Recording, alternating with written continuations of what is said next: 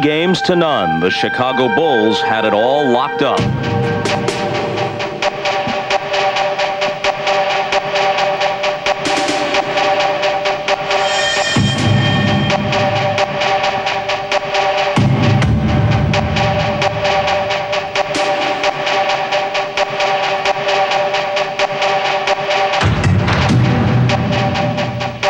All locked up.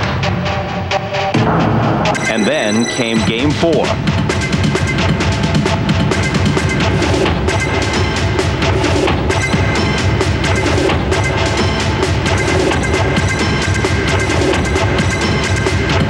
Tonight, the Game 5 few anticipated.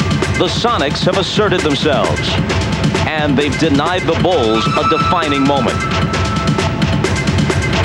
There'll be no sweep in these finals. So for at least one more game, the prize remains unclaimed, still one win away.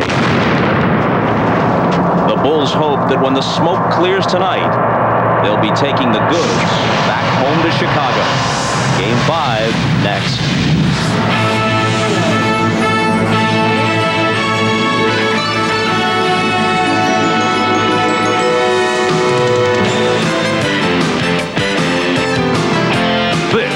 Is the NBA on NBC.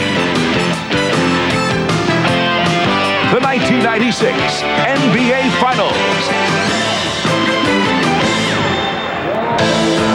The line at Key Arena is not for Game 5 ticket refunds, as so many had expected.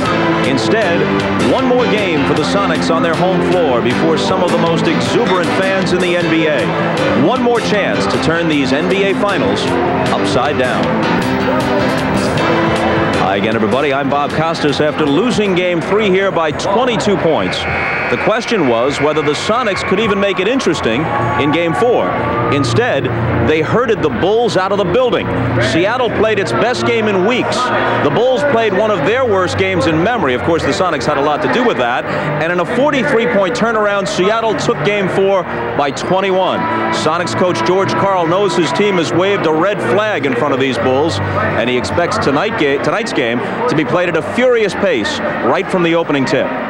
First 12 minutes of Game 5 are going to be unbelievably intense.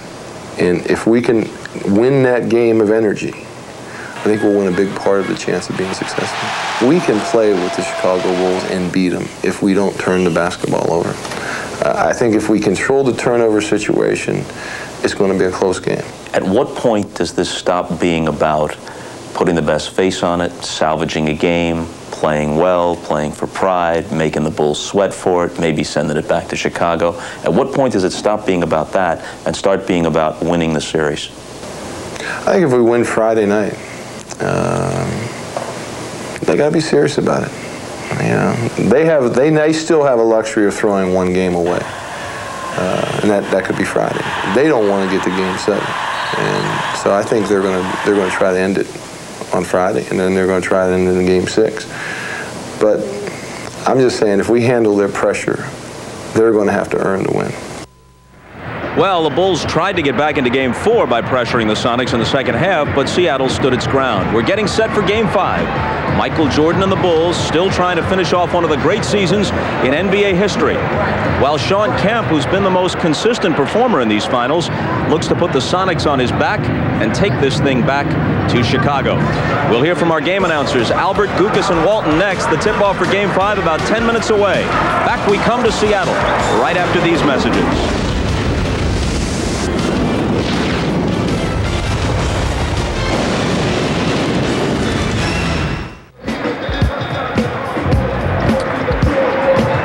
Back in Seattle for Game 5 of the NBA Finals. Chicago leads it 3-1, trying to wrap up their 4th title in the 90s by beating Seattle. Michael Jordan had 23 points in Game 4. For him, his lowest ever output in a finals game. Much of it came with Gary Payton guarding him, though afterwards Jordan refused to give Payton credit, saying, "No one can stop me, I can only stop myself. I missed some easy shots." The truth is, Jordan finds the NBA's Defensive Player of the Year annoying. He views the sometimes brash youngster as impudent, and he would love to have a big game at his expense. The gentlemen who will call tonight's game are Marv Albert, Matt Gukas, and Bill Walton. Let's join them at courtside. Marvelous. All right, thank you, Bob. And this past Wednesday night in Game 4, we saw the Sonics team that won 64 games during the regular season. The Sonics team that looked so impressive in the playoffs earlier against the Houston Rockets. Now, Bill, was that a one-game shot on Wednesday night, or will we see more of the same tonight? Barb, I think Seattle has finally found their long-lost game, but now they're going to have to do it against a Chicago team that will certainly be taking Seattle a lot more seriously from now on. In Game 4, Seattle rode the fabulous shooting that just kept getting better and better through the course of the game. Over the last 3 quarters, they only missed 17 shots. 4 times they got offensive rebounds on those plays. Sean Kemp was absolutely beautiful. He stuck with his power game and turned stats into impact and control. He made his last 8 shots. And then Gary Payton spread Chicago's defense early with 3-pointers. That opened up his driving game. He finished beautifully. Now, Kemp and Payton are going to have to bring even more than they did in their magnificent contributions in Game 4. Now, the keys for Seattle: take one game at a time, play with confidence, hope, and poise, and don't make Michael Jordan mad at all. Now, Mar, this is going to be the most well-played game this entire series so far. I think the home court may be enough for Seattle tonight. All right, and Matt, it's just so unusual to see the Bulls come off such a lackluster performance. Well, the Bulls are entitled to have a bad game. No excuses. Give Seattle most of the credit. But what was this? Breakdowns all over the place. Tony Kukoc just throwing a pass to nobody in particular. And then Jordan throws one to Scottie Pippen, but he wasn't in the game. And on the Kukoc miss of the long jump shot, Detlef Schrempf releasing, and Steve Kerr way too late getting back. Chicago's half-court defense lethargic as Jordan gets no support from Bill Wennington on the tight curl. And when Michael and Scottie combine for 10 for 36 from the field and 1 for 10 from downtown, you will get the rare Chicago loss. But I got to think we will see a much more determined Chicago team tonight. So once again, the Bulls are looking to wrap it up. The Sonics hoping to extend the series. Coming up in a moment, Game 5 of the NBA Finals.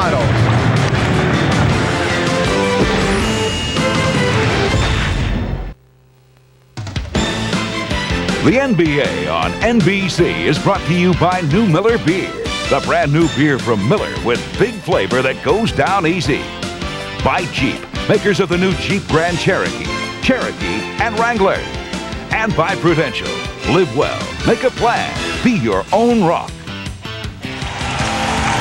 Another beautiful day in Seattle, a 63-degree mild day here in the Pacific Northwest. This capacity crowd is ready for Game 5 of the NBA Finals Series, and we're set for the introduction of the lineups. So let's join with the public address voice of Key Arena, Jim Gracie.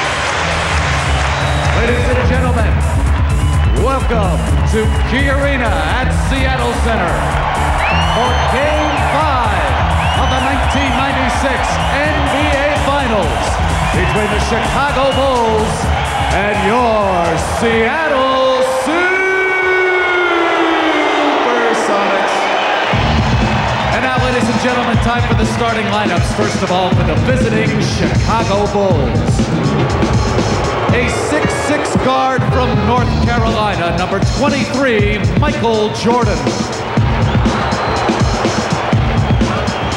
6'11" guard from Croatia, number 7, Tony Kukoc. A 7'2" center from New Mexico, number 13, Luke Longley. 6'7" forward from Central Arkansas, number 33, Scottie Pippen. And a 6'6" forward from Southeast Oklahoma State, number 91, Dennis Rodman. And the head coach of the Chicago Bulls, Phil Jackson.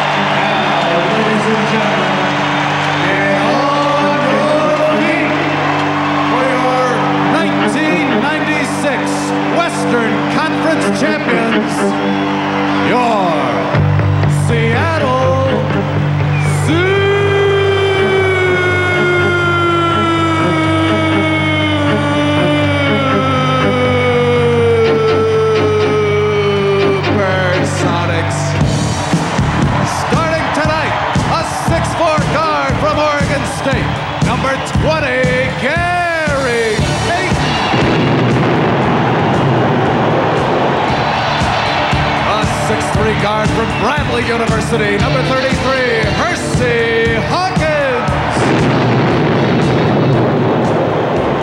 6'9" center from Penn State University, number 34, Frank Rikowski. 6'10" forward from the University of Washington, number 11, dead left Shrimp. And a 6'10" forward from Trinity Junior College, number 40, Sean Kemp. And the head coach of the Seattle Supersonics, George Karl.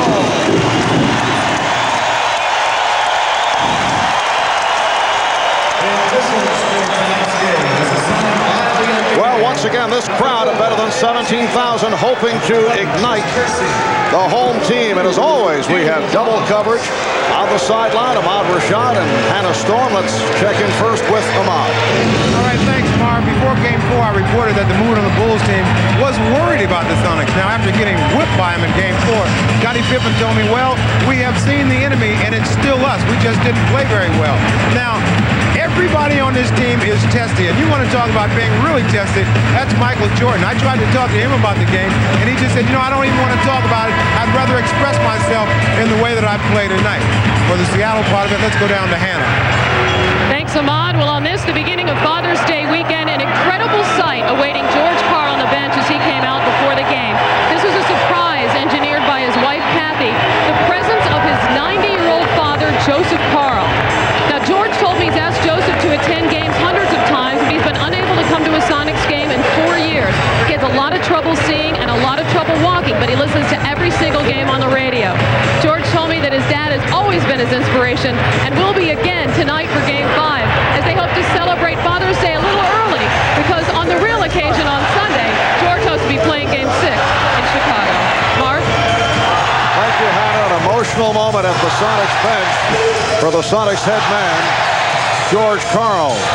The officials, Hugh Holland, Jess Kersey, and Ed T. Rush. This is the crew that worked Game 2. That is Hugh, who has not been a favorite of the Chicago Bulls. Well, they have had their problems with it, but they can't worry about that right now. Phil Jackson telling us before the game he wants to take the energy out of this crowd and Sonics team.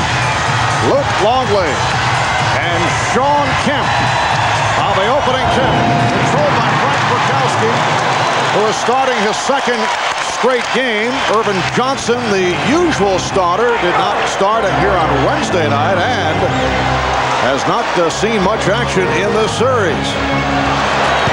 Kemp going at Longley. Sean Kemp coming off a sensational game on Wednesday.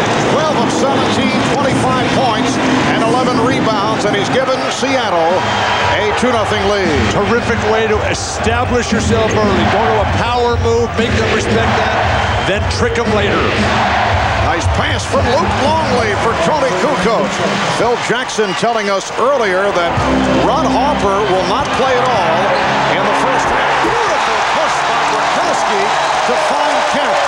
Harper bothered by the aching knees, and Phil would rather use him straight, and he's planning to go with him in the second half. So Kukoc in the starting lineup once again. They did so well with Tony starting in Game 3, so they don't really lose anything. But what a way to attack pressure. Frank Rikowski taking it about 60 feet, making a fabulous play. Here is Kukoc for 3. Tony Kukoc, who was 6 for 11, 14 points on Wednesday night, able to hit from downtown. You see the pressure being supplied by the Bulls here at the Star. Jordan and Payton going right at each other, but Kemp just schooling Luke Longley with quickness and balance. And Sean Kemp had hit his last 10 shots going back to the second quarter in Game 4. Nice pass. Rodman coming up short, but foul. The lead thrown by Jordan. Frank Rikowski on the foul, and Rodman will shoot a pair. The ball movement is terrific early on for Chicago. Kukoc, Pippen, Jordan, everybody touching it. Seattle gambling. They know Jordan's going to come out with a big game attempt. attempted takeover. That's going to leave Rodman wide open a lot tonight. Well, the bodies are more alive for Chicago in this game. They had to be more than they were in Game 4. And the way you get yourself going is defensively and extend that pressure up the floor. The scary thing is the Sonics are almost eating it up. They're looking forward to that pressure and want to attack. Well, Dennis Rodman, only a 52% free throw shooter during the regular season, able to hit on both free throws. Bulls with a 7-4 advantage with 2 minutes gone by in this first quarter. That intended for Kemp, leg block on Rodman, a new 24, given Seattle. Well, following defeats this season, the Bulls have won 10 of 11, 10 up and 1 down. That includes the playoffs. Shawn Kemp looks spectacular in the opening moments here. I'd come right back to him and just wear him out on the offensive end for Seattle. Shrimp. Nice move, but way off on the shot. And here is Jordan. Michael Jordan on the breakaway. And the hop. Did he ever get up in the air? Great play by Dennis Rodman. Bulls 9. And the Sonics 4. Kemp to the crossover. Well, the matchup continues. Luke Longley defending against Shawn Kemp. And Kemp has opened up by hitting 3 of 4. Bulls lead by 3. The quickness of Kemp on the excellent interior pass. Oh, the tip. Rodman missing on the first attempt and then able to hang in and showing how active he can be and tipping it home. Bulls 11 and the Sonics 6. Rakowski for 3. And a loose ball foul against Longley. I think Phil Jackson's got to come with a different look on Shawn Kemp. Is the beautiful outlet pass by Rodman over the top. Payton unable to take care of business. Now, he can make up a lot with his athletic ability, but nobody's going to catch that. The Chicago Bulls are not double teaming Kemp, which is going to give him a lot of opportunities to keep others from getting involved. And Hersey Hawkins took that hit. So Hawkins driving it to the basket, fouled by Pippen. Again, if Chicago doesn't do a better job of keeping Payton in front of him, keeping him on the perimeter, that's going to set up Hawkins, Shrimp, and Kemp all night long. Non-shooting foul. Hersey hit before the shot attempt. Gary Payton being played by Michael Jordan. And Hugh Hollins indicating an illegal defense. That is the first such call against Chicago. It's called on Dennis Rodman, who is guarding Rakowski, who was trying to lure him away from the basket.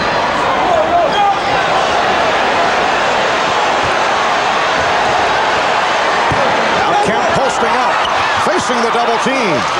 Shot clock is at 12. Here is Shrimp. Kukoc has got to go to the floor for loose balls. That's going to set the tempo for the entire team as he gets away with a traveling violation. Now Jordan gives it right back to Kukoc. Driving Longley. And the foul is called. Luke Longley surrounded. And the contact was made. Foul called on Kemp. Scottie Pippen just brought everybody together at the top of the key to let them know what he is trying to do. Scottie has really labored shooting the basketball in every area, so he's trying to move without the ball, work underneath the basket, do some posting up, and he's getting knocked around like a pinball in there saying, hey guys, keep an eye out, I'm open. One of the reasons Scottie's labored, he's worn out over the last decade of playing championship-level basketball. The guy has not had a break at all. Jordan took that nice year and a half off, and it showed with fresh spring in his legs. It's Chicago leading 12-6. 4 minutes gone by in this first quarter. Hawkins off the screen. Rakowski tried the back tap, but it carried out of bounds, so the Bulls will get it back. Frank Rakowski's done some very good things. He's discarded the physical play. They've learned to ignore Rodman so far in the last game and throughout this game in the early goings. Nice, skilled contributions for Rakowski. Well, the Bulls have opened up by hitting 4 of the first 6 shots.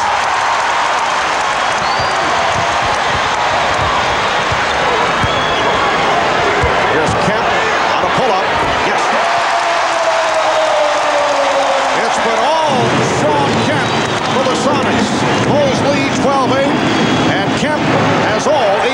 Seattle points. Here's the alley-oop for Jordan, who beat Payton for his second field goal.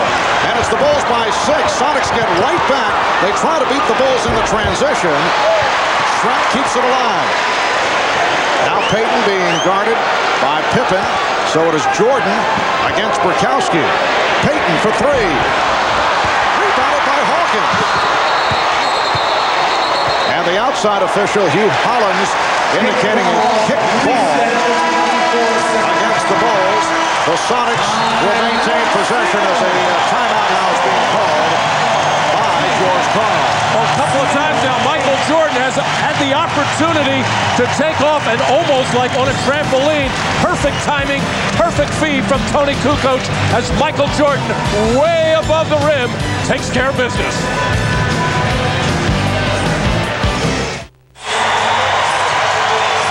Once again, the matchup at the start of tonight's game is Michael Jordan and Gary Payton. We talked with Payton about Jordan and Gary with some words that will not be appreciated by Michael Jordan. Take a listen. Jordan is not like he used to be Jordan. You know, he done got a little age. He was off of basketball. I think me playing him, I have to pressure him up a little bit.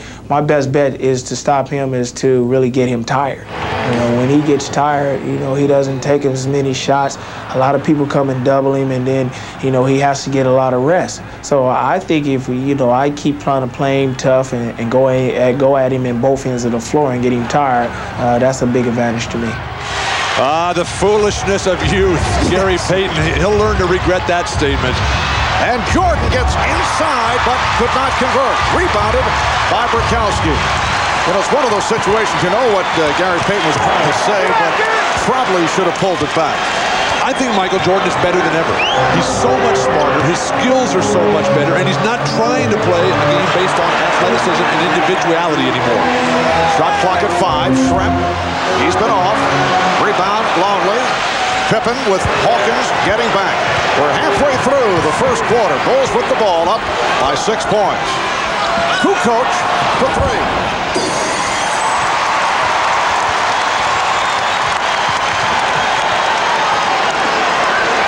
Schrempf fielding for Kukoc. Schrempf going at Kukoc and finding Payton. Not able to hit from downtown. Gary Payton just does not feel comfortable shooting the ball. 0 for 3 so far. Just rushing his shots a little bit. They actually triple team Schrempf on the play. Scottie Pippen called for the travel. Scottie Pippen coming off a 4 of 17 the other night, preceded by shooting 5 of 14 in Game 3. In fact, shooting only 35% for the series. Look at the Seattle breakdown. It's been all camp 4 of 5 on the field. The rest of the club 0 for 8. Come right back to Kemp. Dump it in low. Let him go again. Sonics have missed 7 of the last 8 shot attempts. Payton going at Jordan. Could not get the shot off and is called for a foul and is very upset.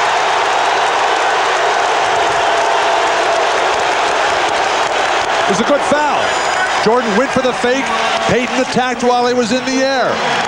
Man's in the air like this. He'll take advantage. Few players better in history of this than Larry Bird to get the guy just 1 little inch off balance and then attack that hoop. Easy play to call. And a demonstrative reaction by Michael Jordan, and then put his shirt in his mouth to try to almost, in effect, bite his lip. George Karl desperately searching for some offense now, coming in with Perkins. The reaction residue from what took place in Game 4, where Jordan was very upset with the officials. And that last touch by Seattle. Sam Perkins has come on for the first time. And here's Nate McMillan, who provided a tremendous lift for the Sonics in Game 4. And Nate receiving a standing ovation. Bill Wennington has come on for Chicago's first substitution. It's the Bulls 14 and the Sonics 8. And as Jordan made his move, he was held, blocked by Payton. Well, there's the intelligence of the veteran Michael Jordan, knowing he felt a questionable call on him down at the other end. As soon as he would get the opportunity, put it on the floor and challenge Payton.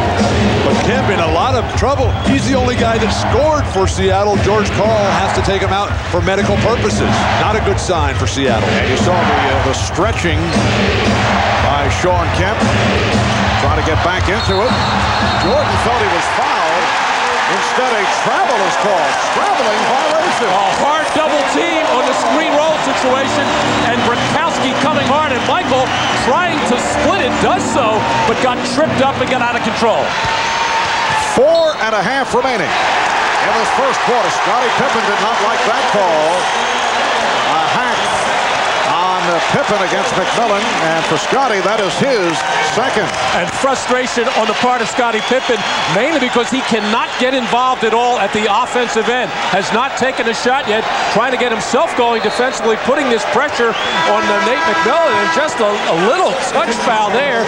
Scottie reacts, as did Phil Jackson at the other end. And Phil Jackson, with a change of plans, he had told us that he would not look to play Ron Harper in the first half because of the knee problem, but because of the fouls picked up by Pippen, forced to insert Harper here in the first quarter. Sonics struggling, as you can see. Rushed shot by Perkins. Chicago is a fabulous defensive team. That's how they got to this position. You got 3 guys in the first team All-League defense, and they're just shutting down the Sonics offense. Seattle 4 of 15 shooting. Now Jordan is being guarded by McMillan. Good pick, Rodman. Travel on Wennington. A series of calls against the Bulls in this first quarter. And there's no question how good Chicago's defense is, but don't forget, Seattle plays outstanding defense as well. Very aggressive, very physical, and so far in this ballgame, they have really frustrated the Bulls' triangle offense. It is not crisp, it is not sharp. And Sean Kemp is back on the floor after going through a series of stretching exercises. Perkins eluding Rodman. Yes. So the Sonics with their first field goal outside of Sean Kemp. It's the Bulls 14 and the Sonics 10, and the Bulls want to talk it over. That field goal by Perkins representing their first points in the last 3.5 minutes.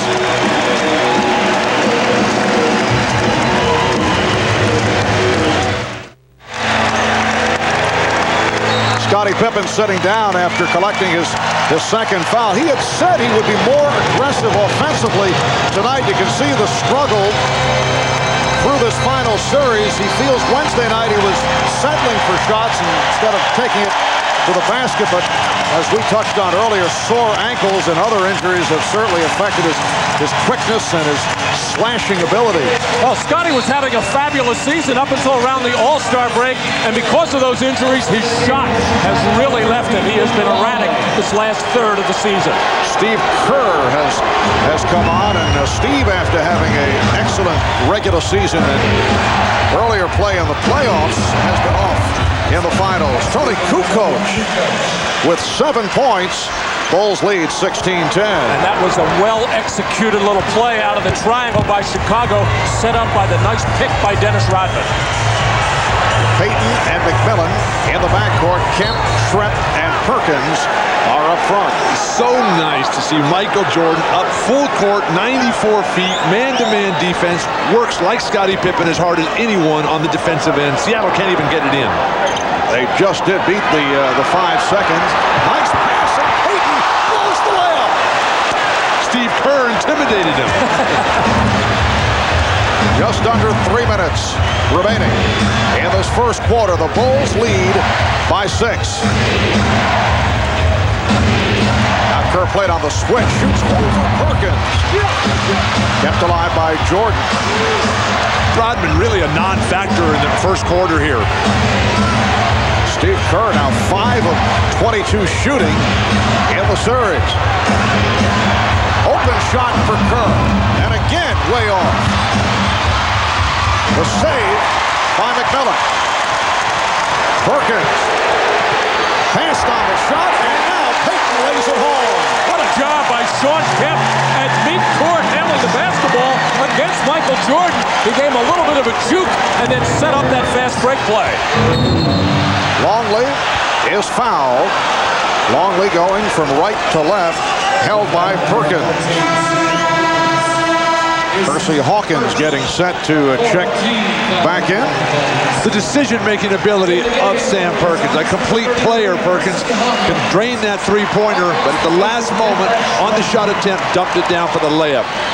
Well, the Bulls have a mismatch here if they want to go to it. Kukoc against McMillan inside. That left Schrempf replaced by Hersey Hawkins. And Jordan able to get inside. Michael's third field goal, 3 of 5, 6 points, and the Bulls lead 18-12. George Karl's strategy is to front in the low post. They're not getting good weak side rotation at all. Somebody's got to come hard. Hersey Hawkins had all day to line up that shot and hit it from downtown to cut it to a 3-point Chicago lead. All because Sean Kemp leveled Michael Jordan, took him out of the play, couldn't recover. Jordan with one of his rare outside attempts. And the Sonics had a fast break opportunity.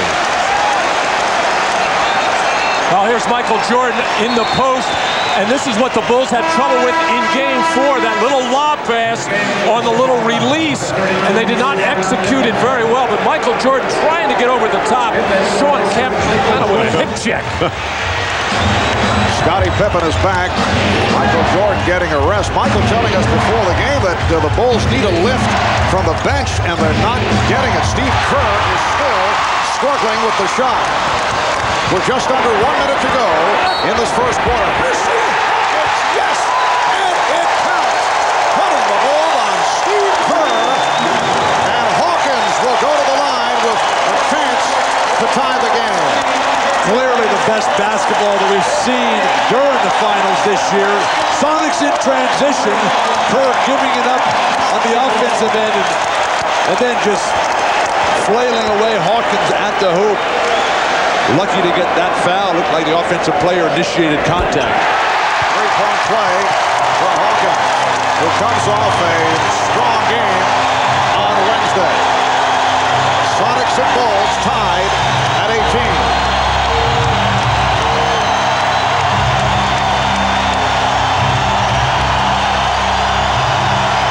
The shot clock is down to 6. Pippen fires for 3. Rebound Rodman. Kept alive by Kukoc. And McMillan came over it. Payton in the open floor. And he'll pull it back with 15 seconds remaining in the quarter. Game is tied at 18. Kemp shooting over Longley. That was not the shot the Sonics had in mind. Very poor execution at the end. And here is Pippen. Couldn't find the shot.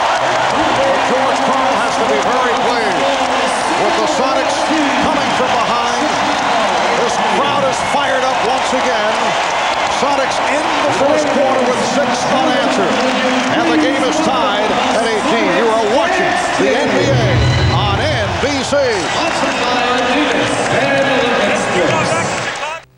This is the NBA on NBC, the 1996 NBA Finals.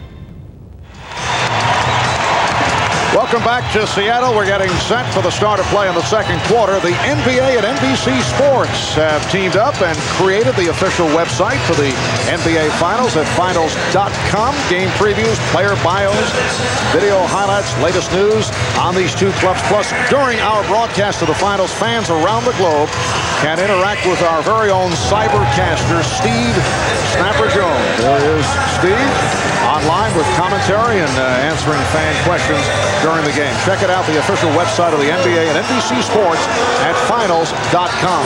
Harm, I cut your act on there the other day. Very nice, very nice. And obviously the NBC dress code does not apply to Snapper on the cyber broadcast.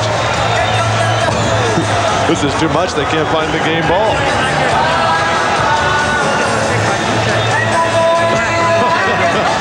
Chicago's bench coming up with absolutely nothing in that first quarter at either end of the floor, which is going to put that much more pressure on Scottie Pippen, Tony Kukoc, and when Michael Jordan does get back into the ballgame. Well, Hersey Hawkins scoring the last 6 Seattle points to conclude matters in the first quarter. Randy Brown has checked in for the Bulls as Scottie Pippen opens up the second with his first field goal. It's the Bulls 20 and the Sonics 18.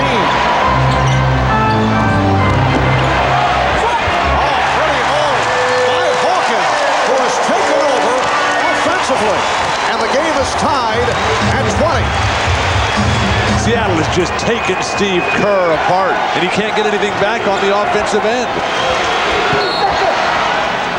Well, Pippen having the mismatch with Hawkins, and the foul is called. On the subject of Steve Kerr, who had such an excellent season, but slumping in the finals, he says there was a time during his career that he was a bit more physical about his frustration. He'd want to go back to the hotel.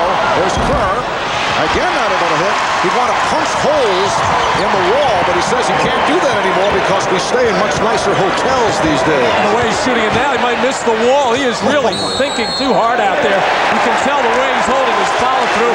John Paxson, a former Chicago Bull player, now assistant coach and a great outside shooter, was telling Steve at practice yesterday, you've got to get your balance. Get your balance and let it fly. But once that mind takes over, it makes it very difficult to shoot the basketball. Illegal defense, the call for the second time, and so Hawkins will shoot the technical. But coming out of that quarter break, Phil Jackson going to 2 post plays for Scottie Pippen. He is not happy with the way Scottie Pippen is shooting the ball from the perimeter. Not only the result, but the type of shots that he's taking, so inside. Sonics lead by 1. A minute gone by in the second quarter.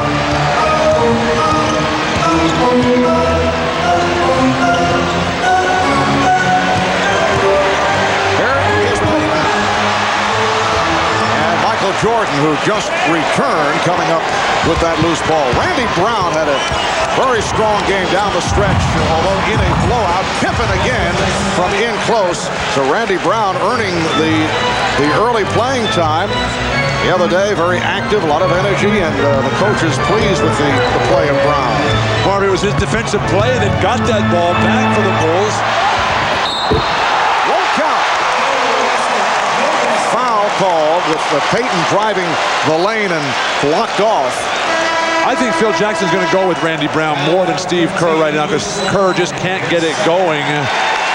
Bulls get a break that foul was actually called. It denied a Sean Kemp slam. And right now the referee's going to check. I thought Gary Payton shot that basketball as he was bumped by as George Karl is out on the floor right now saying that he was fouled when he shot the ball. And I think he was. They want it in the act, which would be a shooting foul, and Karl is very upset. Here's another look at it. Well, Luke Longley stepping over to try to take a charge here, clearly moving on the play.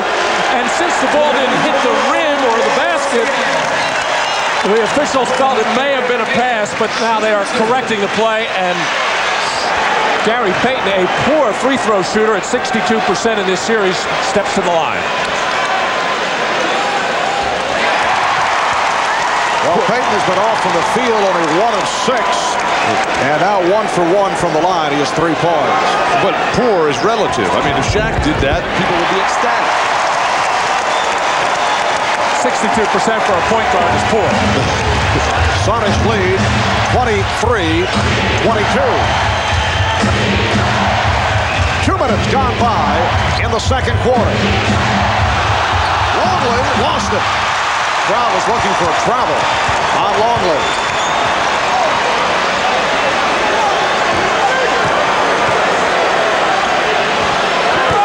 Payton going at Brown. Has to throw it out. Hawkins. And Kukoc for the rebound. Hersey Hawkins has had the hot hand.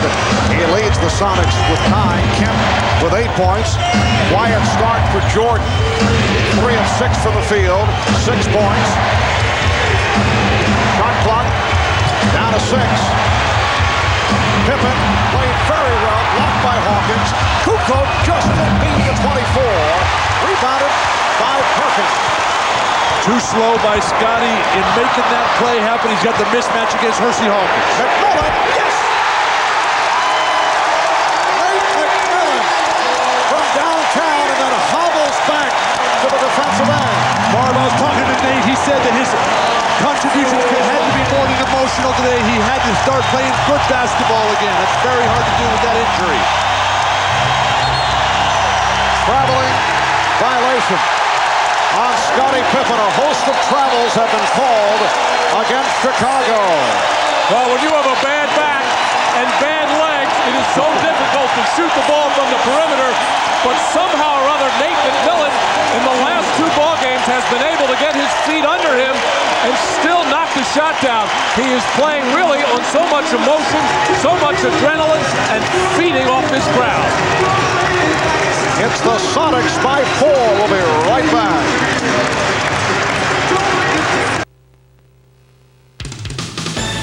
The NBA on NBC is brought to you by Budweiser, official sponsor of the 1996 Olympic Summer Games. This Bud's for you. By Chevrolet Trucks, the most dependable, longest-lasting trucks on the road. And by Microsoft. Where do you want to go today? Back at Key Arena in Seattle. George Karl and his Sonics with their biggest lead of the game, up by 4 as they have turned it around once again. You see the struggles over the first 3 games when they were trailing 3 games to nothing. And in game 4 with that stirring victory, shooting 56%, a 107-86 win over the Bulls. You saw the numbers change around dramatically, and tonight the Sonics receiving balanced scoring. Hawkins with 9 and Kemp with 8.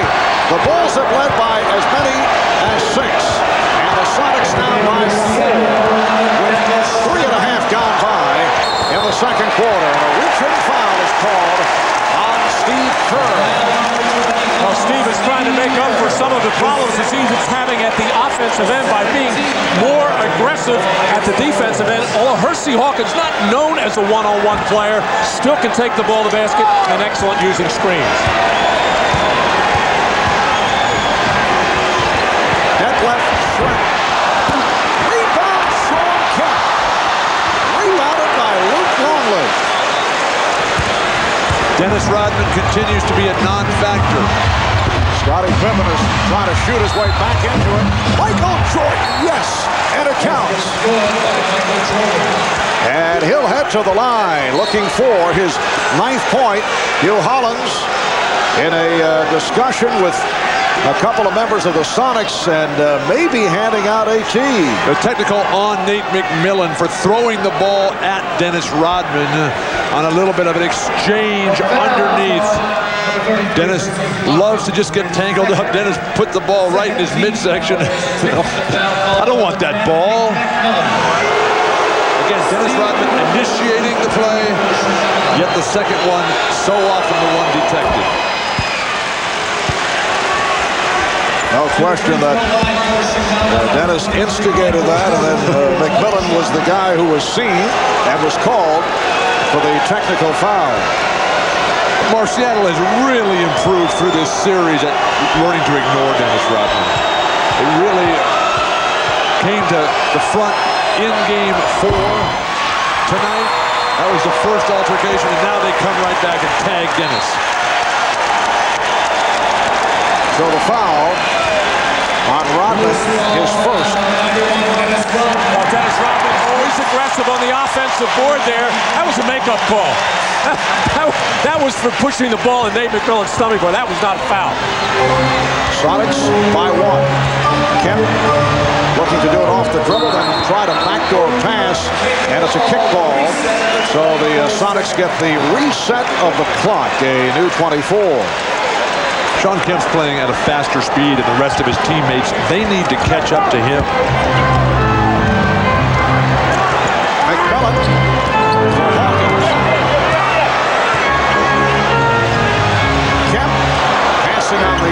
three-point shot. Thank goodness. Yes. Perkins posting with the shot clock running down. Oh, Kemp stealing the rebound from Rodman. Shrimp. Yes. Sean Kemp made that play. Took it away from Dennis Rodman. Sonics with a three-point lead.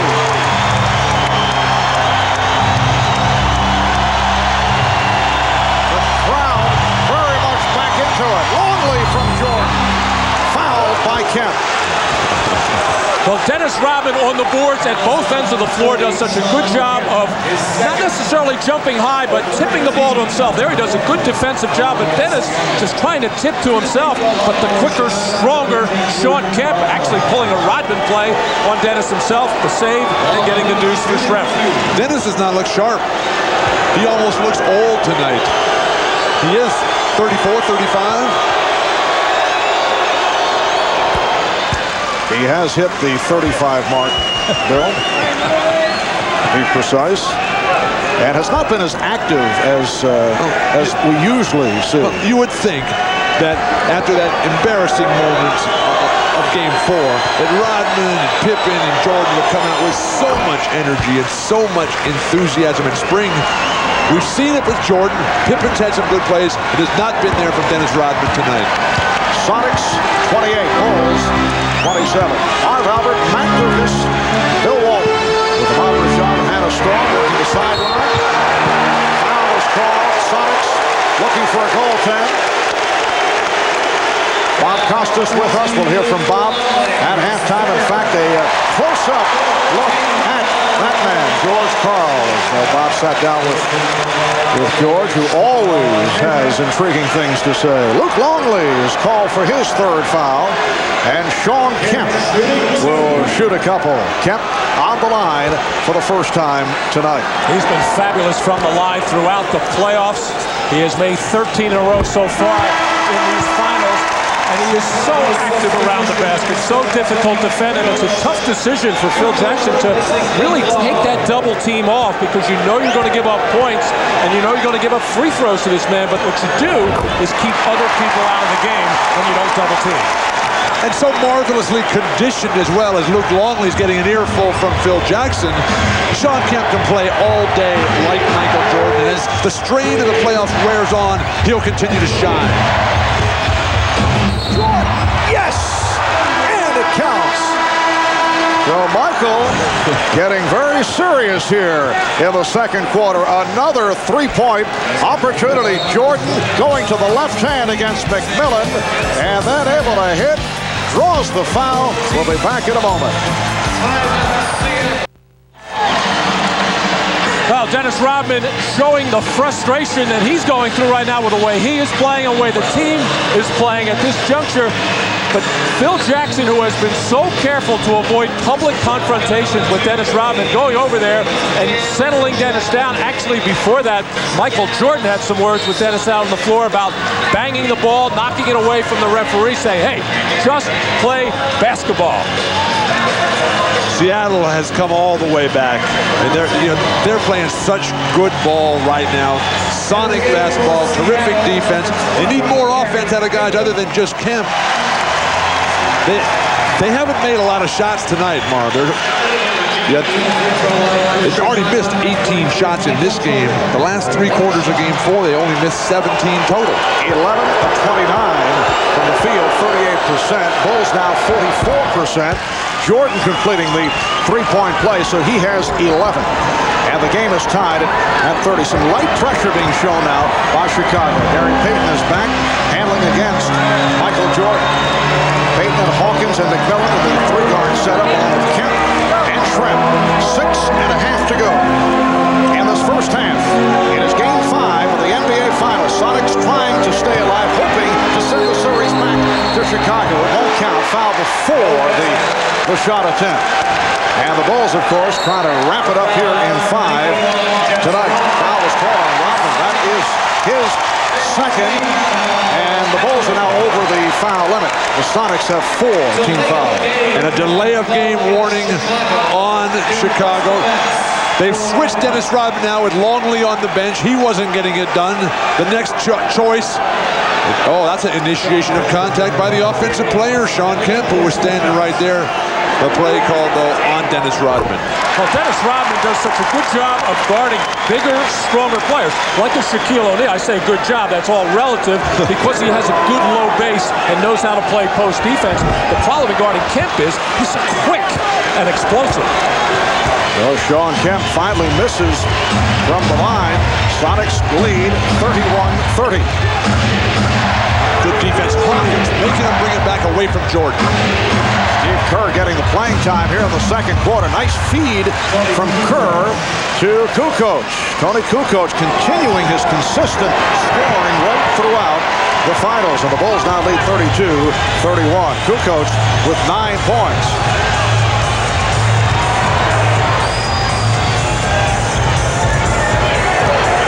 Payton on the spin. Beautifully done as he brings Jordan off the dribble. And it's the Sonics with a 33-32 lead. Jordan going for the steal. He's so much taller than Gary. He can just stand up big over the top defensively. Bulls swinging the ball. Chant of defense from the crowd. Shot clock at 5. Jordan for 3. Over the top of the glass. So the ball goes back to the Sonics. Well, Gary Payton is the defensive player of the year, but this man, number 23, a pretty fair country defender in his own right this time, got faked out of his shoes as Payton made the strong, hard move to the middle. Michael went for it, and then a terrific spin play by Gary Payton. The Bulls are now 1 for 9 from three-point range. They have missed their last 8, coming up on 5 minutes remaining. First half, Sonics lead by 1. Payton off the screen. 3 for Payton. Beautiful pick set by Sean Kemp. And you can just feel the surging confidence of Seattle. Payton takes Jordan in the post one time, now comes back and works the pick and roll, gets the 3. Seattle playing terrific ball.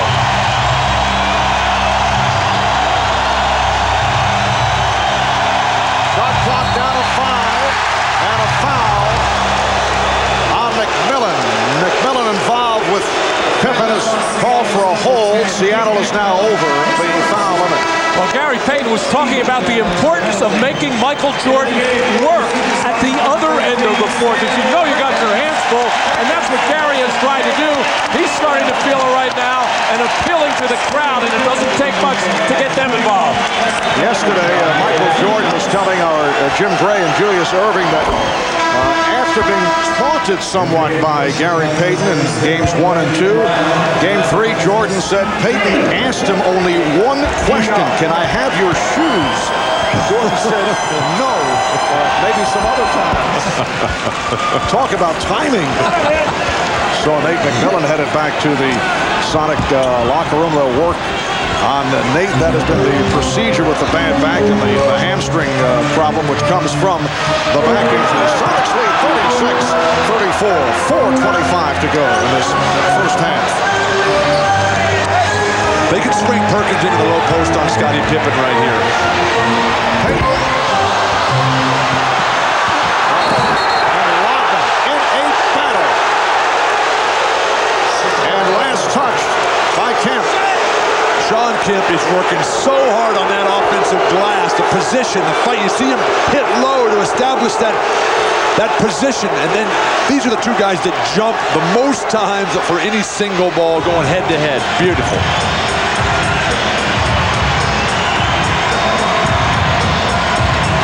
Pippen for 3. And a foul is called. Now a 3-second violation on the ball. Chicago just can't even get a clean look from beyond the arc. Every shot is being challenged right now by Seattle. But that's what Seattle does. They're so good at double teaming the ball, shutting down the initial play, and then closing out on the swing of the ball. And you see the assist to turnover ratio. Seattle doing a good job. Sean Kemp always in danger, but he puts that ball on the floor. But that time a reach-in foul called. It's on Randy Brown. Actually, Kemp made a nice little ball fake on a cutter on the baseline, which Dennis Rodman honored. He realized he was fooled on the play and tried to get back and take away that hard move to the lane. He took the bump from Kemp and flopped and did not get the call. Well, Sean Kemp has now missed his last 2 free throws. Here's another look at that last sequence. But now you're looking at one of the things where Chicago does not have ultimate strength.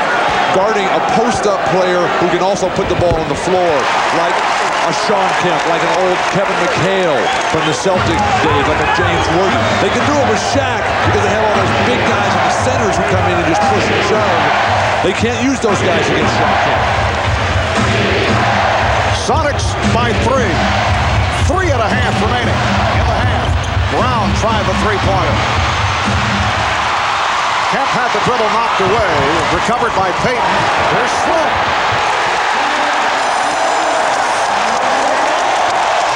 Left, Slim. Providing a 5-point Seattle lead. And Chicago calls for time.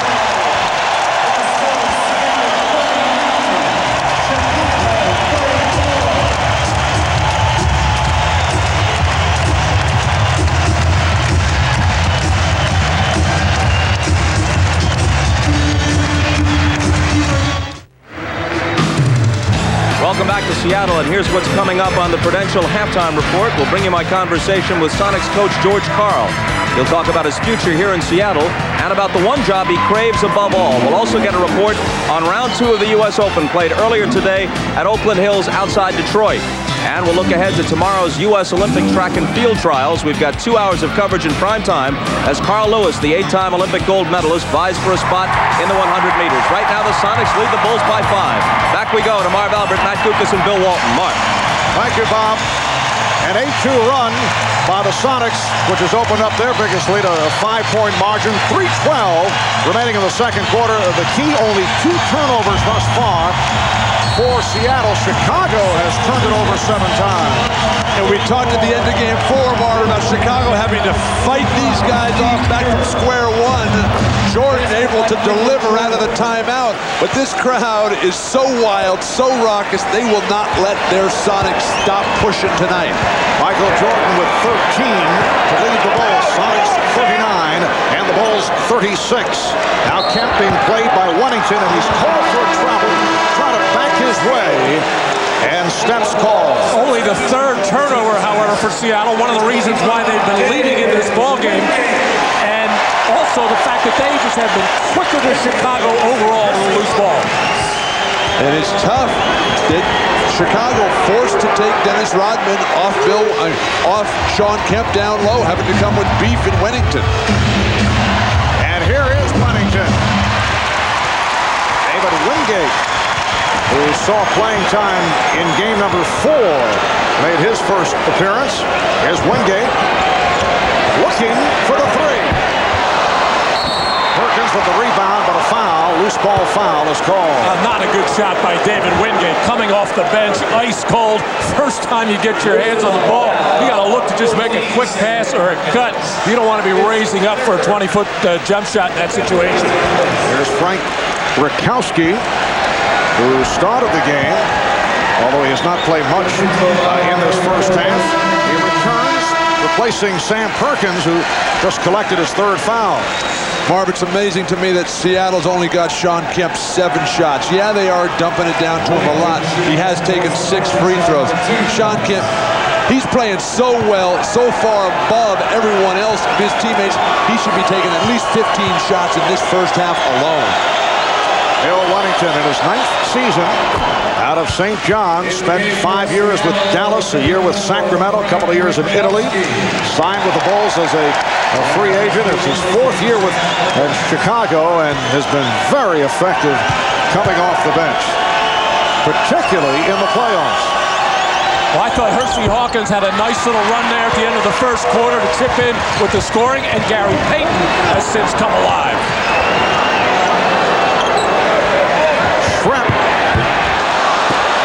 Rebounded by Rodman. Short behind the back to beat Rakowski. Goes right at Wingate. What a move by Michael Jordan. And he's tied the game.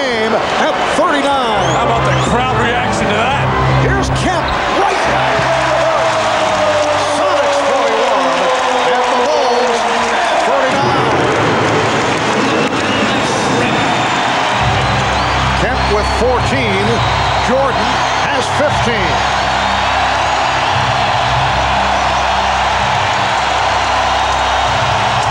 Wingate guarding Jordan. Off the fake. Rebound, Pippen. Well, Scotty showing the lively legs, but could not convert on the reverse.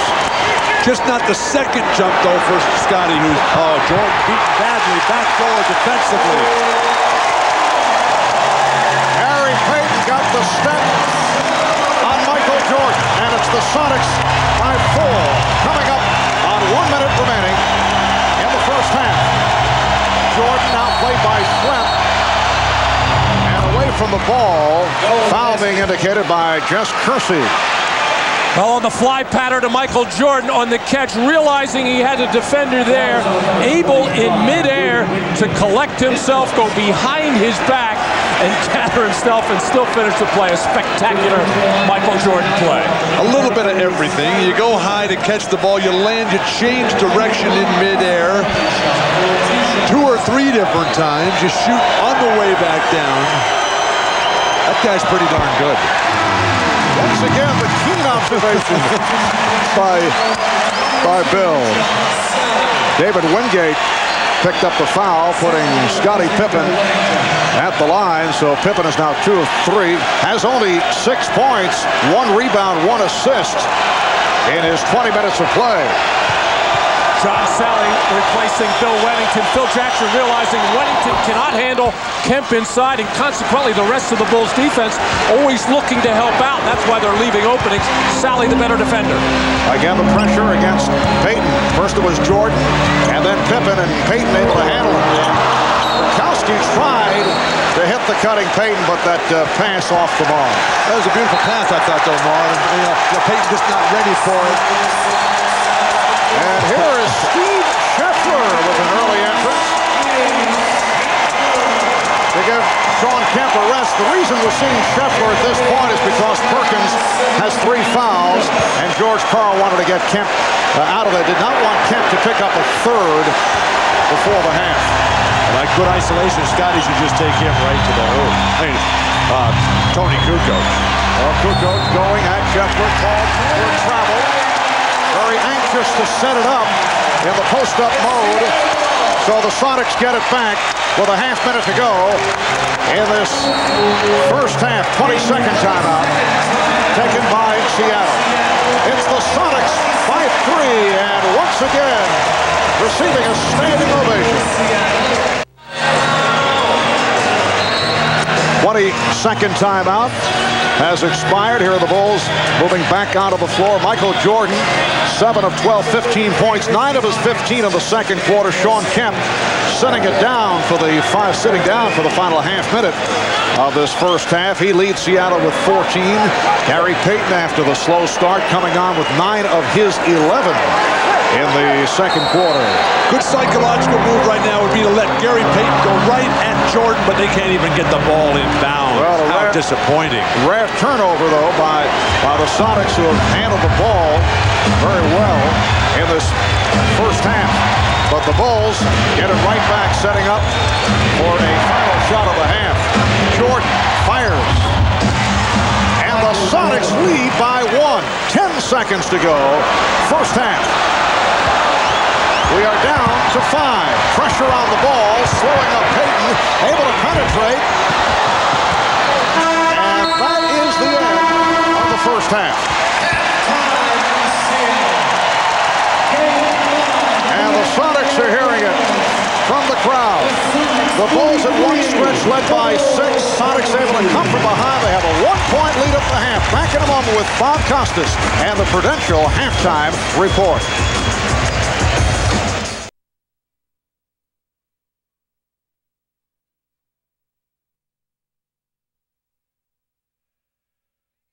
Where the Sonics lead the Bulls by 1 going into the second half, and their leading scorer, Sean Kemp, will have to battle a painful injury. At the end of the first half, he took a couple of hard elbows, one from Luke Longley, one from Dennis Rodman. He has suffered a contusion. That's a fancy word for a bruise to his chest. The team doctor, Richard Zorn, told me he's in quite a bit of pain. They did ice the chest to give him some anti-inflammatory medication. They'll see how he responds in the second half. Now let's send it over to Ahmad Rashad. All right, thanks, Hannah. Phil Jackson very calm during the halftime, comfortable with the position that they're in.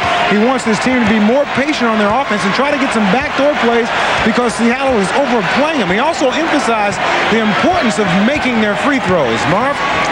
All right, thank you, Ahmad. It's a 43-42 Sonics lead. On the subject of Chicago free throws, 11 of 15 from the line of the first half. Kukoc, and he's hit by Shrimp, or perhaps a traveling violation. The outside official, Hugh Hollins, calling the travel as Ed Rush underneath was indicating a foul. And that was not a smile of joy on the face of Phil Jackson there. He does not like that call. Yes, Tony Kukoc did fumble the ball, but I don't think he moved his feet. You turn a 3-on-1 fast break into a traveling violation. Ouch, that's an ugly start for Chicago. Hawkins and Payton open up in the backcourt. A bad shot by Hawkins. Kemp up front with Brakowski and Shrimp. Rolls with Longley at center. Here's Pippen trying a three. Pippen, Jordan, Longley, Kukoc, and Rodman on the floor. And trailing the play, a foul has been called on Rodman. Rodman with a hold. He was reaching out. Mixed up with deadlift Shrimp there, the outlet. Rodman impedes his progress up the court. Easy play to call, goes on so many times. Jess Kersey has seen enough. Shrimp posting Kukoc. Oh, sweeping hook by deadlift Shrimp. The Sonics 45 and the Bulls 42. Minute and a half gone by in the third quarter.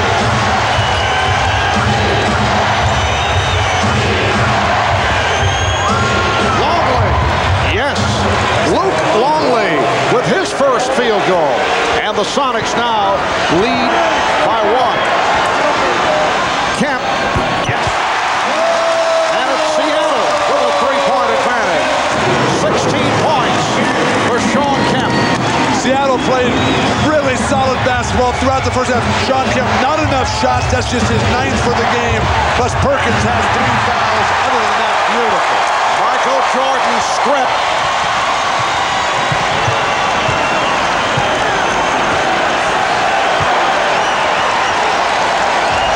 Shrimp backing Kukoc. Shot clock at 5. Hawkins gives it back. Hawkins gets it off. And knocked out of bounds by a surgeon, Sean Kemp. Did you see how high this man was? The shot to beat the shot clock buzzer, and Sean Kemp read it the whole way. Dennis Rodman, Luke Longley not doing anything to keep him off the glass. Well, Phil Jackson very much concerned with the way Chicago running their offense right now. Wants to get a little bit more patience and better shots.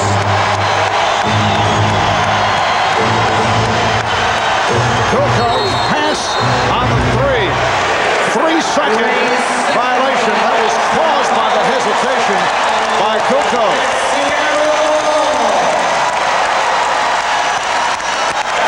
A moment ago, Sean Kemp over the top of Scottie Pippen, who regularly gets above the rim himself. Well, 3 turnovers on the Bulls the first 3 minutes of this third quarter. Kukoc got a hand on it, recovered by Payton. Now the shot clock at 5. Payton is fouled by Jordan. Walking foul, no argument there. And for Michael, his second. Well, a couple plays before the Sonics going inside to Shrimp against Kukoc this time.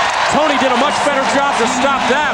But now with the shot clock winding down, Payton trying to create, and Michael picking up the foul. Seattle should come right back to Gary Payton. He just draws a foul.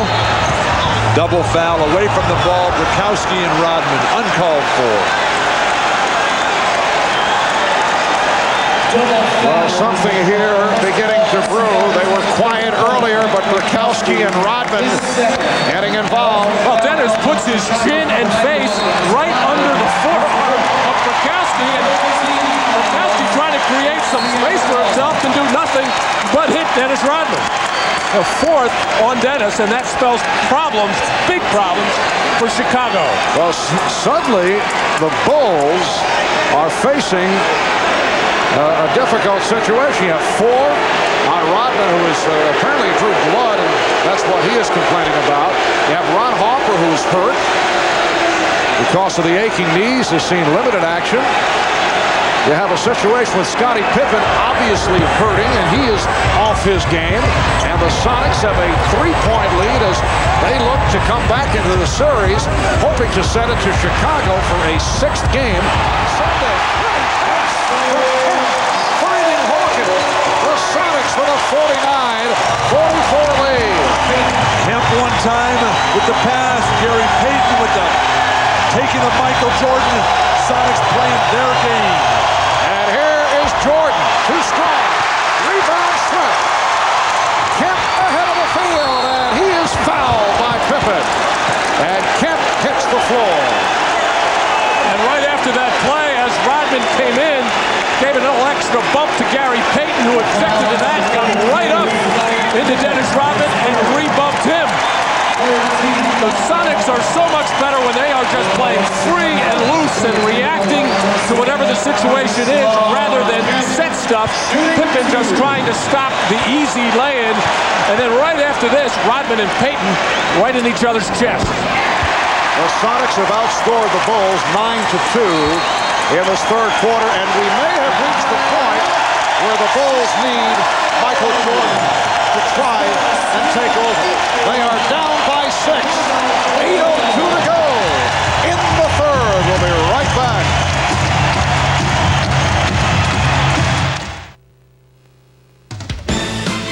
The NBA on NBC is brought to you by Toyota and their full line of quality cars and trucks. Toyota, I love what you do for me.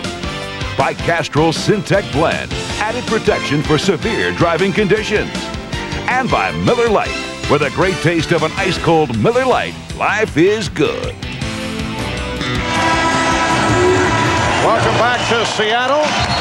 4 minutes gone by in the third quarter. The Sonics now lead by 6. Let's check in with Hannah Storm. Hannah?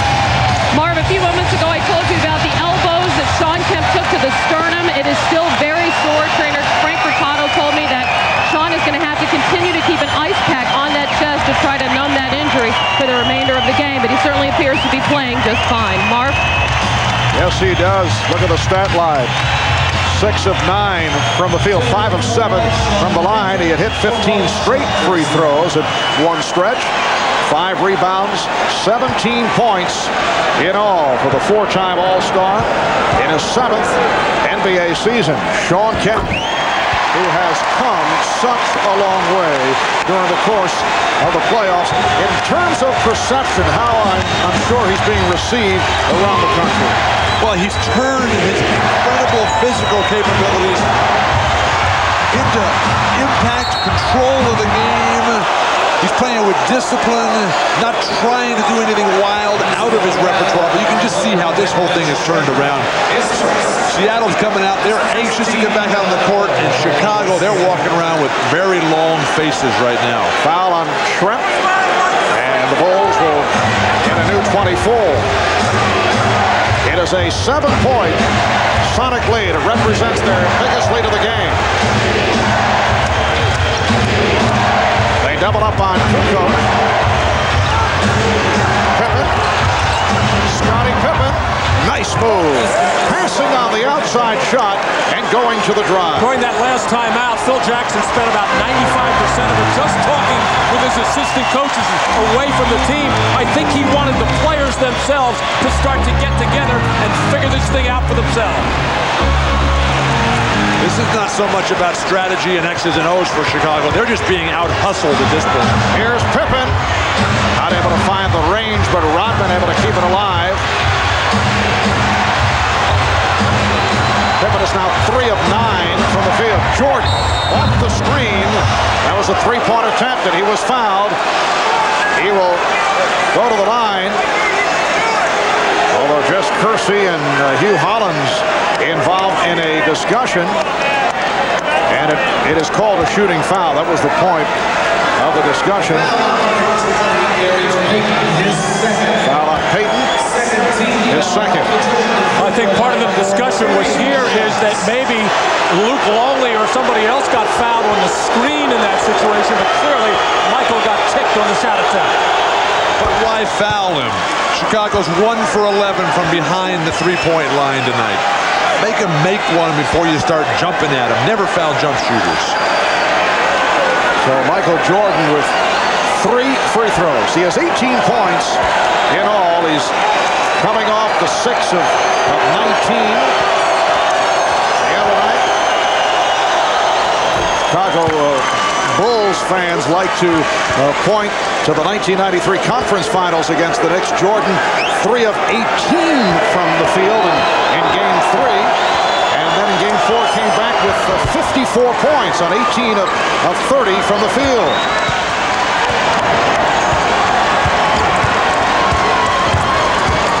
That's called a facial statement. Yes. Sonics lead 51-49.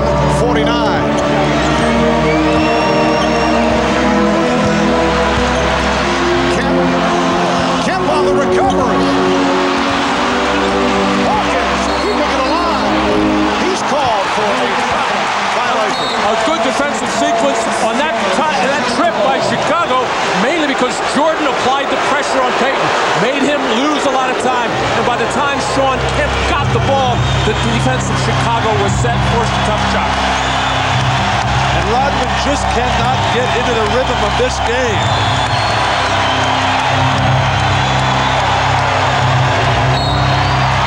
Foul committed by Bukowski. Sure, Frank also appreciated the encouraging pat from his good friend Dennis Rodman. Bukowski called for his 3rd. Even though Bukowski has 0 points, he's made a very positive contribution for Seattle tonight. 3 team fouls apiece. Now the matchup is Kemp with Rodman. And a foul. It is on Hawkins. Well, for some reason, Shawn Kemp switching over to Dennis Rodman for this particular play, and then a hard pop right into the chest of Dennis Rodman, and one of the rare times that Dennis did not flop. He actually got hit. Well, there was a foul away from that situation called on Hawkins. Kukoc trying to get it to Rodman. Kukoc with the recovery. And he has tied the game at 51. And a technical foul has been called. Apparently a delay of game, which was their second, and that is a technical foul. And Michael Jordan is very upset with Dennis Rodman. A second delay of game, which means an automatic tee, and Hersey Hawkins will shoot it. It's amazing that Chicago is even back in this game. Now just trailing by 1. Nobody is playing very well. Dennis Rodman can't control this ball. Kukoc will finally stick it back in. And then Rodman throws the ball. Just let it go. And you see Michael's reaction, upset with what he felt was just unnecessary. Kemp with a crossover. And Rush looking for help as to who deflected it out of bounds. Last touch by the Bulls. Good job by Michael Jordan to get a hand in there and knock it loose. When Shawn Kemp does drop that ball below his waist in any situation, he becomes very careless with it. 11 on the shot clock. And it's a 5-second violation. Payton did not get it inbounds in time. Marv, sitting here watching Shawn Kemp is so much fun tonight because he is just doing everything. He is dribbling between his legs, creating plays, dictating the flow. Magnificent, beautiful performance. Nice move by Jordan. Michael again taking it to the hoop. And he's been going to the drive more frequently than throughout the playoffs and the regular season. Very few jump shots from Michael Jordan. 9-1 run by the Bulls. Kemp and won't count. He was fouled before the shot attack. Oh, Michael Jordan with a bent on getting to the basket for that quick, hard move, and stumbled a little bit here as he gathered, just shuffling his feet to get away from some defenders and get that shot off. We've seen a lot of walking calls tonight, but not on this occasion. As Michael able to escape the defense, get into the lane, and put it up softly.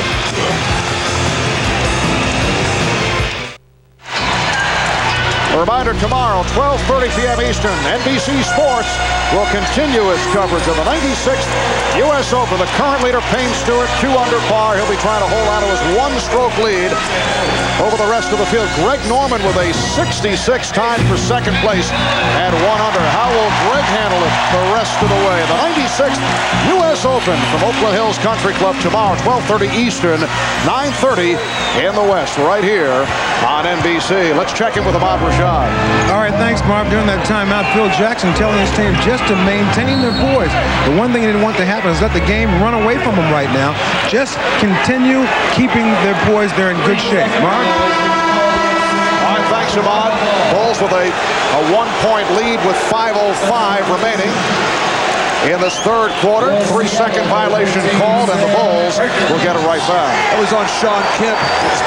Marv, sometimes Sean has a tendency to set up too low, close to that baseline, doesn't give himself room to turn and get a good angle bank shot. Nick McMillan is back on the floor for the Sonics. Bill Wennington is in, replacing Luke Longley, who left after picking up a 4th foul. Nice turnaround jump shot. Wennington with his first field goal on the Bulls down, lead by 3. Set up by a beautiful fake on the hard cut by Jordan. The defense all looked at Michael, left Wennington all alone. Perkins, who's been quiet, fouled by Pippen. He was blocked out. That jump shot by Wennington, the first field goal off the bench for the Chicago Bulls. And a big reason why the bench having so many problems is because Tony Kukoc, a starter, because of the ineffectiveness or really inability of Ron Harper to give them any kind of minutes at all. So your best producer, Kukoc, having to start, and the bench just not able to get much production at all. And it doesn't look like Harper's going to be much of a factor the rest of the way. I mean, he is so tough.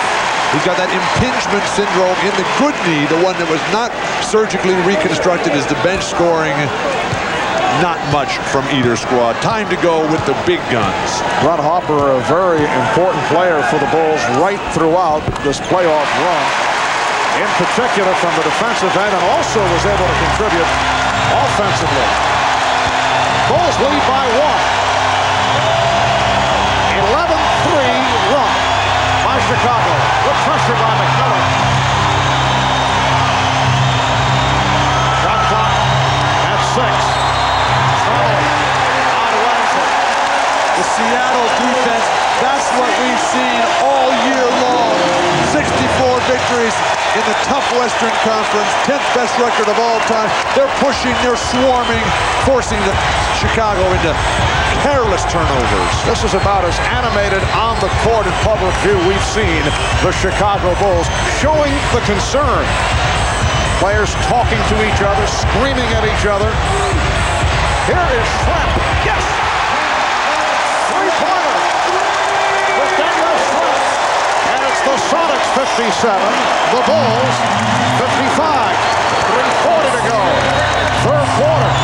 Pippen had it knocked away by McMillan. It will be Chicago ball. Even when Nate McMillan isn't doing anything, just his presence on the floor picks up the other 4 players. They get more aggressive defensively. They're more confident at the offensive end. And oh, what it does to this crowd. They get unbelievably loud. Nate McMillan hobbling back to the top of the key, and he is hearing it from the crowd once again. Steve Kerr back on the floor for Chicago. Good hands by Schlepp. Good time for Chicago to clear aside for Michael Jordan. Let him, the great player, the MVP, the reason why the Bulls are here, let him get the Sonic fans back in their seats. Well, the acoustics here at the Key Arena are excellent. Just how loud is it? Went up to 103 on the decibel level chart. We were just discussing the on-court animation by the Bulls. We've seen Pippen get involved. We've seen Jordan, of course, Phil Jackson on the bench on several occasions. Looks like we're watching the New York Knicks, who usually show it all on the court, but it's very rare to see the Bulls react in this manner. Shot clock is down to 5. Pippen is rejected.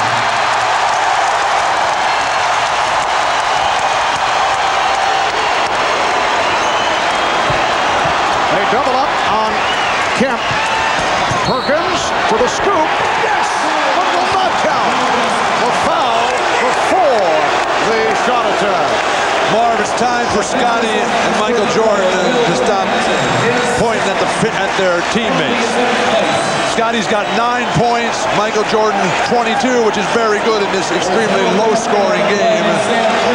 But hey, you win with your star players playing great. Very difficult to win on the road. They got to show better leadership and build guys up rather than tearing them down, which they're doing right now. Foul committed by Scottie Pippen. That's 4 on Pippen and Rodman. Sam Perkins extending to a 3-point Sonic lead. Here's Tony Kukoc back, replacing Bill Wennington. So the Bulls now have Kukoc, Rodman, and Pippen up front with Jordan and Kerr in the backcourt. And Scottie Pippen looks like he just does not have the strength in his legs or the quickness, because he is unable to go by Detlef Schrempf right now, who is not that strong an individual defender. They are on their feet at Key Arena, ready for the defense. Jordan battling against Payton, finding Kerr for 3. Now it's called a 2. He had the foot on the line. So Steve Kerr, after missing his first 3 shots, is able to score. That's his first field goal. Sonics 59 and the Bulls 57. Payton with the room. 13 for Payton, and the Sonics lead 61-57. Marv, you just see the quickness, the push. Payton playing free basketball right now, no thought process. Jordan with the roll. Yes! Michael Jordan with 24. Sonics 61 and the Bulls 59. We come up on 2 minutes remaining in the third quarter. 2 minutes.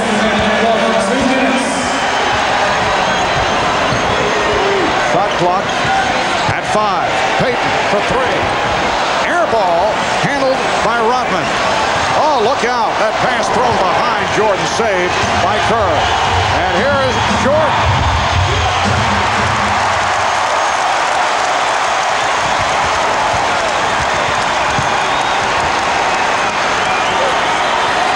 Schrempf.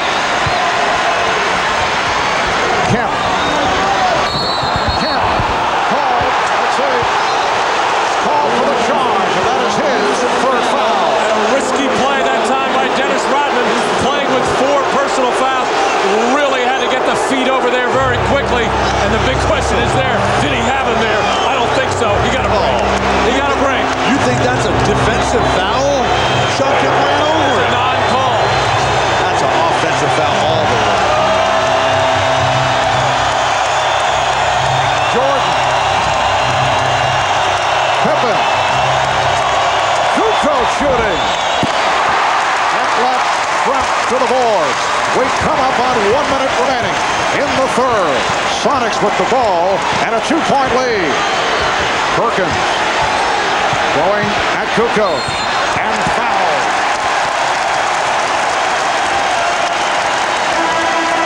Seattle is the quicker, the hungrier, the fresher, the younger team right now. Chicago standing around, their uniforms are drooping, their faces are long and sad. A drooping uniform. You know, I hate drooping uniforms. I hate to see the problem. But it's just nice to see Seattle finally playing the basketball that they've played most of the season. You know, pro basketball, so much of it is finding matchups that you can exploit. And right now, the Sonics are doing a better job of zeroing in on Tony Kukoc, whether it's Detlef Schrempf on the post, that time Sam Perkins. Tony has a difficult time guarding people inside. Michael Jordan will get a breather here as we wind down at the end of the third quarter. But at the other end of the floor, with Pippen ineffective, Tony Kukoc has to make plays for himself and for his teammates. Judd Bushler makes his first appearance of the game. The Bulls with 3 players were collected 4 fouls. Rodman, Pippen, and Longley. And Rodman and Pippen are still on the court. 40 seconds to go in this third quarter. Rodman playing the high post. No need to foul him, Sean Kemp. Here's Pippen with the shot clock running down, firing up from three-point range. 25 seconds to go. Third quarter. Sonics have a 3-point lead. Perkins going at Bushler. Rebounded by Rodman. Nice box out for his 10th rebound. Not a good play by Sam Perkins. Sure wound the clock down and got the last shot. Final seconds of the third. Here's Kerr off the dribble. And he was fouled up high. So Steve Kerr trying to set it up with 4 8/10 seconds remaining, was fouled by Nate McMillan, and Kerr to the free throw line. Michael Jordan sitting it out. 24 points for Jordan. Look at the foul one down, as we said, 4 apiece on Longley, Rodman, and Pippen. And Mark, these 2 free throws by Steve Kerr give Michael Jordan an extra 30 seconds, 45 seconds of rest. Phil Jackson's not going to leave that man, the MVP, on the bench very long. John Sally, Randy Brown check in for the final seconds of the third quarter. 2 points, Seattle lead. Steve Kerr, one of the better free throw shooters in the NBA. 2 for 2 at the line tonight. Off the scramble, Rodman pops it up. Sally, couple of air balls to conclude matters in this third quarter. After 3 at Key Arena. Game 5 of the NBA Finals. Sonics desperately trying to stay alive. Move this series to Chicago for a 6th game. It's the Sonics by 2. Back after this from your local station. The Sonics dance. The Basketball Association may not be retransmitted, reproduced, or rebroadcast without the express written consent of the NBA. To the fourth quarter in Seattle. Another disappointing game for Scottie Pippen, who obviously is playing hurt and has been playing hurt for a good portion of the season, the end of the season and on to the playoffs. Says his ankles are bothering him. Scotty's saying your shot comes from your base. I haven't felt physically the way I did early in the year. I'm not looking for excuses. Gary Krause, the vice president of basketball operations for the Bulls, made the statement the other day that he'd love to see Scotty take off and rest after the season. He's a member of the Dream Team in the Olympic Games, but the indication is that Scottie Pippen will take just a brief rest and then join the Dream Team in their training camp. Here's Kemp opening up the fourth quarter. He has 20 points, and it's the Sonics with a 64-60 lead. Correction in the foul department. The official score now telling us that Pippen does not have 4 fouls. He has 3. 4 apiece on Longley and Rodman. George Bushler trying to line drive it, but came up short. Perkins got the step, came up short, but on the back tap, handled by Payton, and they get the new shot clock. No one for Chicago has been a factor on the defensive boards. Rodman on the bench right now, ineffective throughout. Longley has not been sweeping anything. Scotty, normally a terrific defensive rebounder, just not there for Chicago tonight. Hawkins, eluding Kerr. Steve Kerr gambled. As a result, an open 3 for Percy Hawkins. I'm really surprised at this Chicago lineup right now, struggling as they have all evening with both Jordan and Kukoc on the bench right now, and Scottie Pippen really not effective. 7-point Seattle lead. Longley getting good position on the post, and that had it knocked away. And a foul call. This with 3 on the shot clock. Foul committed by Nate McMillan. And Seattle's not going to have to rest Sean Kemp or Gary Payton. Their stars are going to be able to play the whole rest of the game. Seattle only took 12 shots in that third quarter. That's amazing. Kemp got 3 of them and came out in the fourth right away. Well, Longley with the pick on Hawkins. Bushel just went down, getting involved with McMillan. And a foul is called on Kemp. That is number 4. Well, one of the things you don't want to see your team is get into early foul trouble in the quarter where you get into the penalty and send your opponent to the free throw line. Hannah Storm was telling us during that quarter break, George Carr wants his team to get out and run and play recklessly. That was the second team foul on the Sonics. The Bulls have missed their last 6 shots. Payton from 3, way off, and recovered by McMillan. The Bulls have missed the last 14 from 3-point range. Payton. Nice play by Payton to knock it away. 3 on 2. Longley from Kerr. Yes, and it counts. Luke Longley off the lead pass from Steve Kerr, and Longley to the line. All set up by that great block by Scottie Pippen, and Steve Kerr, who normally doesn't handle in the middle on fast break situations, looked a little tentative there for a second, but bailed out nicely by Longley, who filled that lane right up the gut. Phil Jackson, a lot of patience, a lot of confidence, keeping Jordan on the bench right here. Well, he is obviously looking for a big finish with Jordan and Kukoc sitting down the first 2.5 minutes of this fourth quarter. Foul is called. It is on Randy Brown. Foul is on 0, Randy Brown. And a timeout taken. 9:49 remaining, fourth quarter. The Sonics 67, the Bulls 63. Miller, where great taste runs in the family, brings you Miller Moments.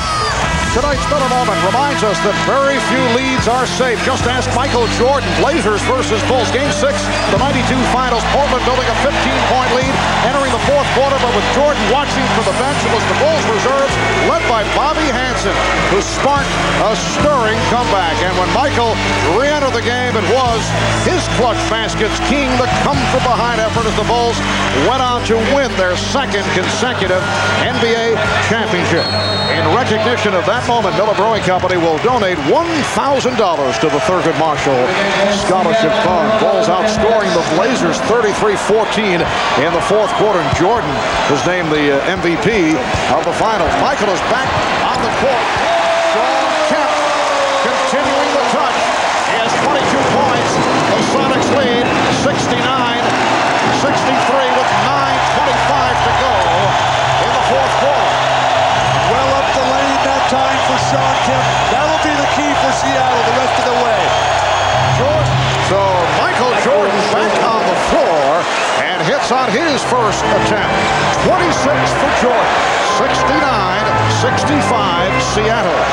They double up on Kemp. Pippen over to help, and a foul is called. It's a holding foul. And that now is number 4 on Pippen. Seattle has to keep pounding it inside. Sean Kemp is playing a masterful game tonight. Getting the ball early in the shot clock so we can do more than just be a shooter as Payton draws the block.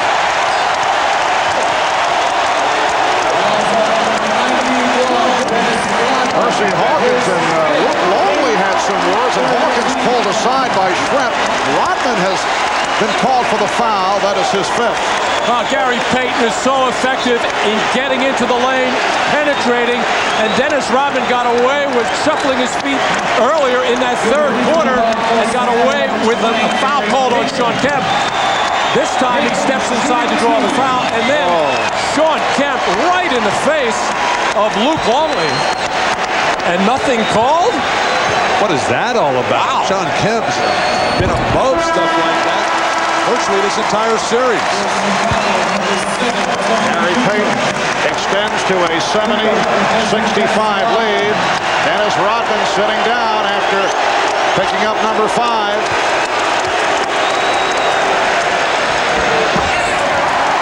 Sonics by 6, just under 9 minutes remaining in the fourth quarter.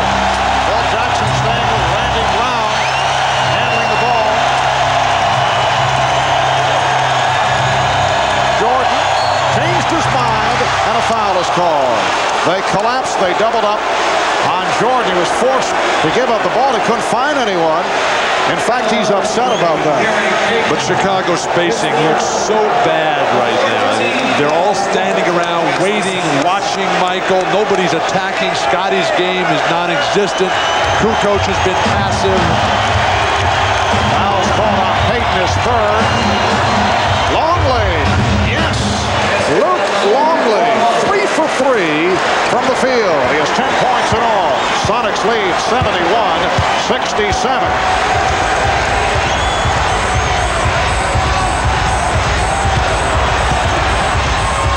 Kemp whips it out. Hawkins returning to Kemp. And here comes Brown with Trent back. He goes around him. And then the hook is off the mark. Rebound Pippen. Scottie Pippen. Very alert. The Sonics seem to be standing around. Well, Sean Kemp got caught after he missed that shot up in the fans and the television cameras on the sideline. He's holding that right hand. Sonics by 2. Kemp with the spin. Stripped by Jordan. Michael Jordan knocking it away from Sean Kemp. Pippen for 3. Pippen on the rebound. Pippen rebounded by Kemp. Scottie Pippen is now 4 for 15. Here's Payton challenging Jordan. And Pippen to the ball. Wild end-to-end basketball here in the fourth quarter. 7:20 remaining. The Sonics holding on to a 2-point lead. Longley. And Perkins came up with it. Michael Jordan furious and frustrated at the kind of play that Luke Longley just tried to make there. Just everybody standing around, though. The triangle offense is stopped dead.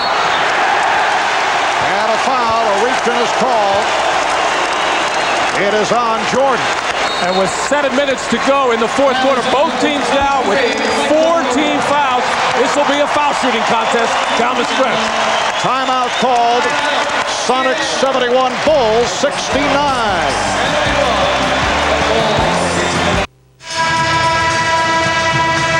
And on the subject of Wimbledon, congratulations to NBC's Chris Evert and her husband Andy Mill, who are celebrating the birth of their third child, Colton Jack, entering the world earlier today. Our best wishes to Chris and Andy. 71-69, Seattle with the lead. 5 minutes in fourth quarter. Let's go to Hannah Storm. Marv, in the first half, Sean Kemp battling cramps in the hamstring, then a bruised sternum.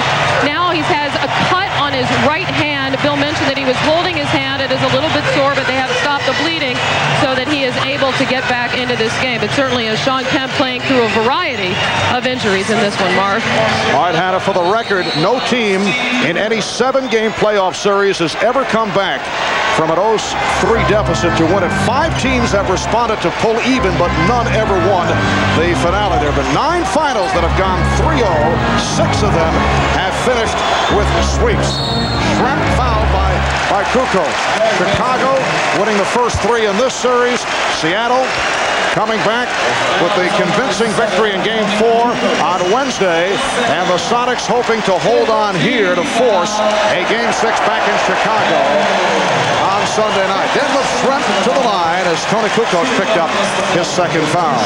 Well, every time the Sonics have had a chance to go at somebody, the man they have picked is Tony Kukoc because he has problems moving his feet against a quicker player like Schrempf. And Schrempf just beat him with a hard spin to the dribble, and that's just the problem of getting into the penalty so early in the quarter. But give credit to the Sonic players for having the discipline to get to their post-up offense with Kemp, with Schrempf. Jordan has been a non-factor. Only 6 shot attempts in the entire second half. 1 in this quarter.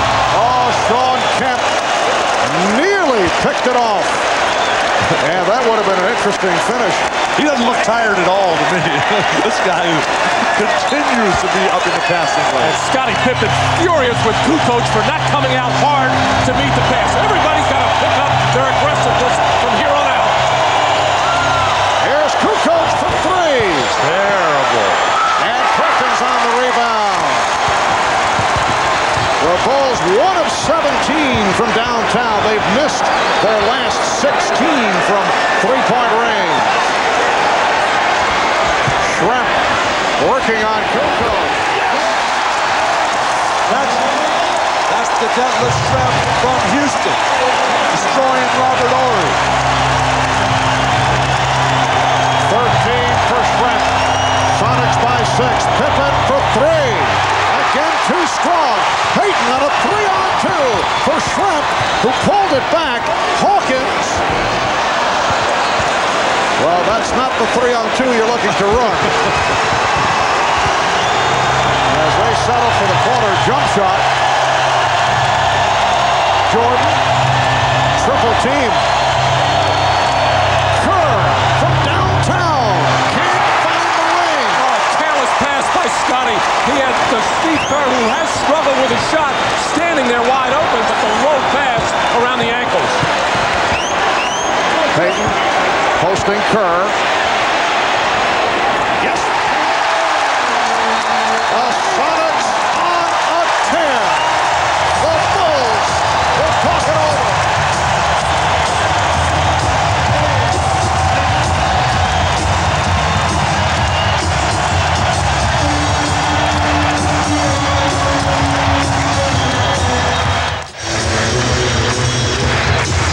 Better than 17,000 at the Key Arena.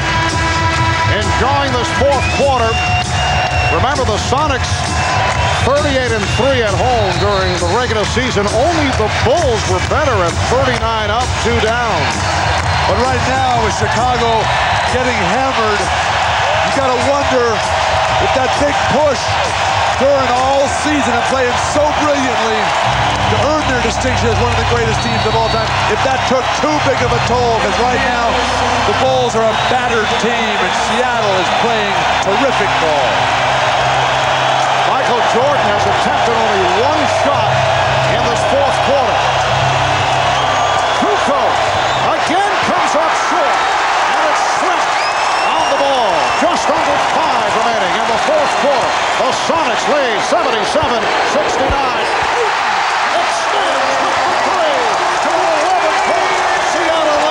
George Karl told his team, I want you to play up-tempo, a little crazy, a little wild, anything but cautious. 9-0 run by the Sonics. Dennis Rodman back on the floor playing with 5 fouls. Long leash pass deflected out. Last touch by Seattle with 9 on the 24. Mark, this is exactly what Seattle needs as they go and look at Game 6 on Sunday. They've got their getting back, they got their confidence.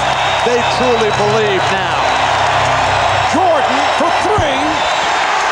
Payton has Hawkins. Jordan trailing. Hawkins extended for an 82-69 lead. And again, Phil Jackson calls for time.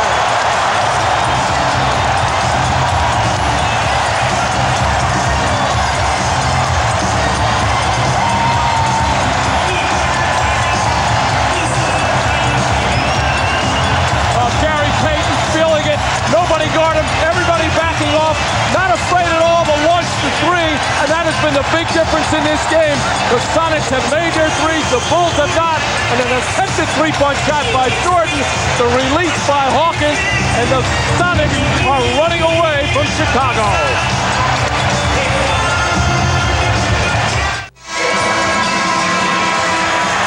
A wild scene here in Seattle. The Sonics with 11 unanswered points. They've taken an 82-69 lead on the Bulls. 4:20 remaining in the fourth quarter. George Karl earlier receiving a surprise visit from his 90-year-old dad. Joe Karl just 2 days before Father's Day, an emotional scene prior to the game. Kerr again comes up short, is on the rebound. And the Bulls, incredibly, have missed 20 straight from three-point range. 20 in a row. 1 for 21 overall.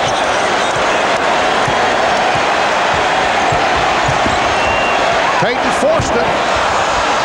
And Longley off the board. Pippen putting the move on Shrimp. Rebound, Rodman.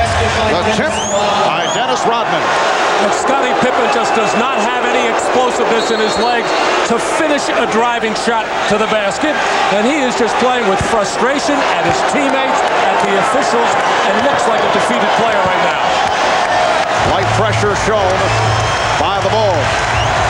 But Michael Jordan, very quiet. 26 points in all, and has not looked to take charge in the fourth quarter. Now 1 of 2 from the field in the fourth. Perkins. And took home. Percy Hawkins getting a piece of it. Sonics 84 and the Bulls 71. And you have to start wondering what the short turnaround is going to mean. Seattle, of course, is going to come in full of energy. Oh, Scottie Pippen hitting a three, and he thought he was fouled. Having words with Jess Kersey, thought he was hit on the arm.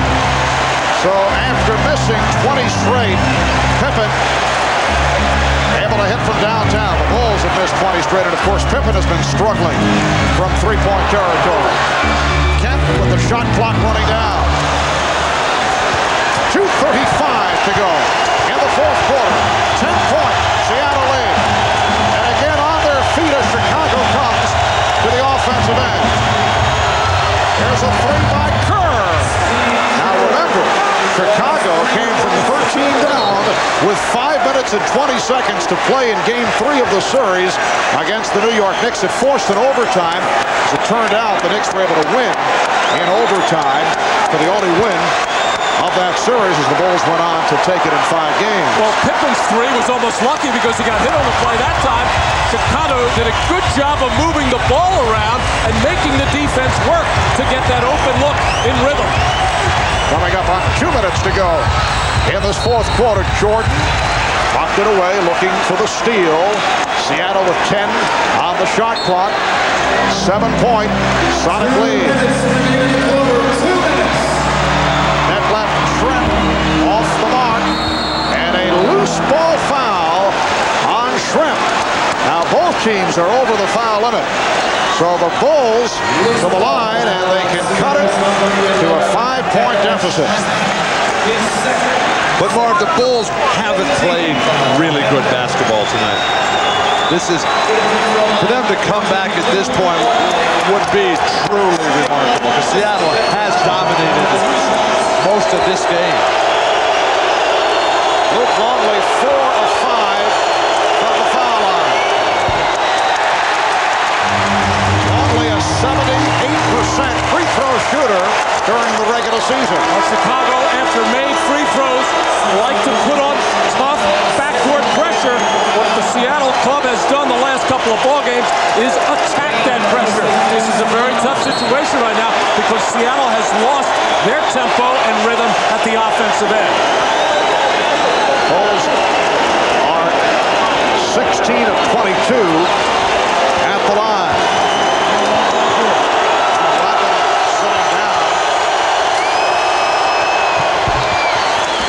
So Longley hits on 1 of 2. Sonics 84. The Bulls 78. Just under 2 minutes remaining in the fourth. I would not think Shawn Kemp is the man you want handling the ball in the backcourt, but he's able to get it ahead. Hawkins. Shrimp with a good play to tip it aside to maintain possession. Scottie just couldn't get that one rebound that Chicago desperately needed. And the Sonics wisely playing the clock. Minute and a half remaining in the fourth, taking time off the 24. Shot clock at 6. Down to 4. Here is Kemp. Air ball handled by Pippen. 6-point Seattle lead. 1:15 to go. Kerr for 3. And Kemp on the rebound as Pippen was sent flying. Why don't they ever look for Michael Jordan? Foul is called.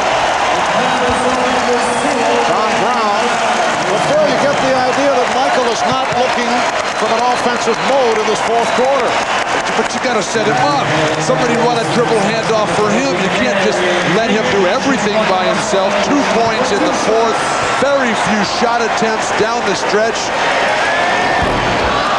His teammates have to help him get off.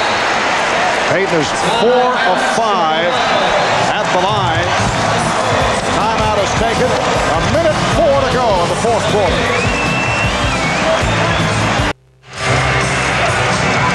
Well, Seattle leads Chicago 84-78. When we resume, Gary Payton will be back at the line for one more shot. 1:04 to go in this fourth quarter. If the Bulls can pull off a dramatic come-from-behind effort, we'll have full post-game coverage, including the presentation of a championship trophy and extensive interviews. Now, if Seattle holds on and wins, full post-game coverage available once again on CNBC on your cable system. And either way, don't forget, following our broadcast, it's your late local news. And then the Tonight Show with Jay Leno. And Jay's special guest will be John Voight.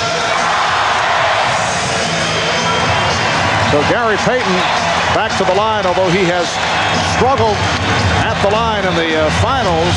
75% free throw shooter during the regular season. The Sonics led by as many as 13 with 3:11 remaining. They were up 84-71, so the Bulls are now within 6 points. Seattle only 1 for its last 7 from the field. And no matter what Michael Jordan has done in the fourth quarter, second half, missing shots, the ball has to get in his hands. He has to be the playmaker for himself or somebody else at this point. Jordan, played by Hawkins. Jordan for 3. And Perkins to the rebound.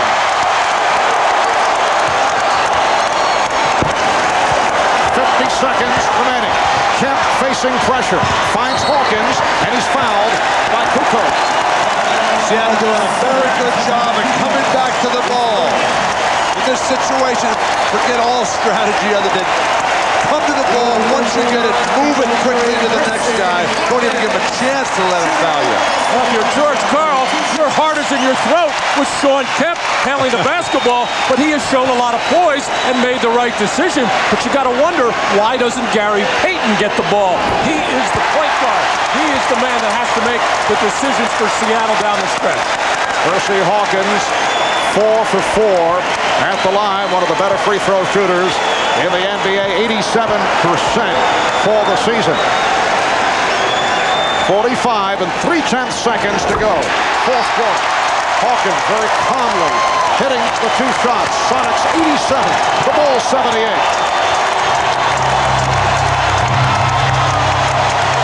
Kukoc finds the baseline. Jordan straight away for 3. And a timeout called by Rodman. Was he able to call for the timeout as he was flying into the Seattle bench? Let's see. Yes, the indication from Jess Kersey is that he did successfully call for time. Down to 26 and 9/10 seconds to go. Fourth quarter. Sonics up 87-78. We'll be back after this and a word from your local station. Back in Seattle, Marv Albert, Matt Dukas, and Bill Walton. Again, not an impact game for Michael Jordan. 11 of 22, 26 points, only 3 of 9 in the second half. Chicago just used its final timeout, and the Bulls facing the prospect of losing 2 straight games for only the second time this season. Late in the season, they lost on the road at Denver and at Phoenix. 26 seconds to go in the fourth quarter. Pippen forcing, rebounded by Sean Kemp. And the Seattle Supersonics taking the series back to the United Center in Chicago. Foul on Kerr, 16 and 4/10 seconds to go in this fourth quarter.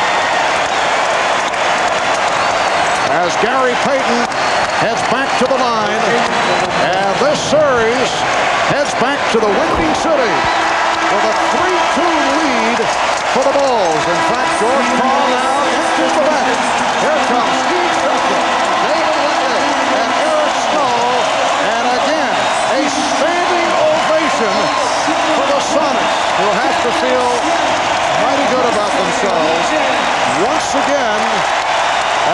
bounced back in the playoffs after the first round eliminations the first 2 years, the last 2 years, I should say, and they come back from 3-0 to get back into this series. A lot of people thought that they might just be happy to avoid being swept and then cave in. No such thing. Final seconds. Kukoc tees it up for 3. Rebounded by Payton, and that will do it.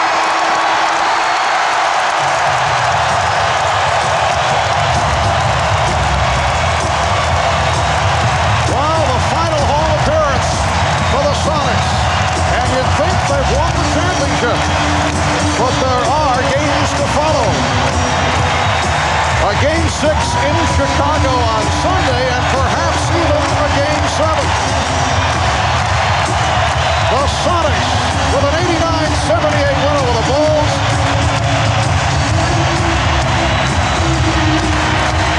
And the Sonics out saluting their fans. The Sonics remaining on the court to salute their fans who have shown great support right throughout.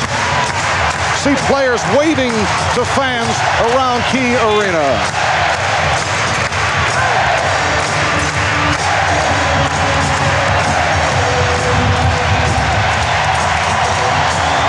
All right, let's go to Jim Gray, who has Gary Payton alongside. Jim? All right, thank you very much, Marv. I'm here with Gary Payton.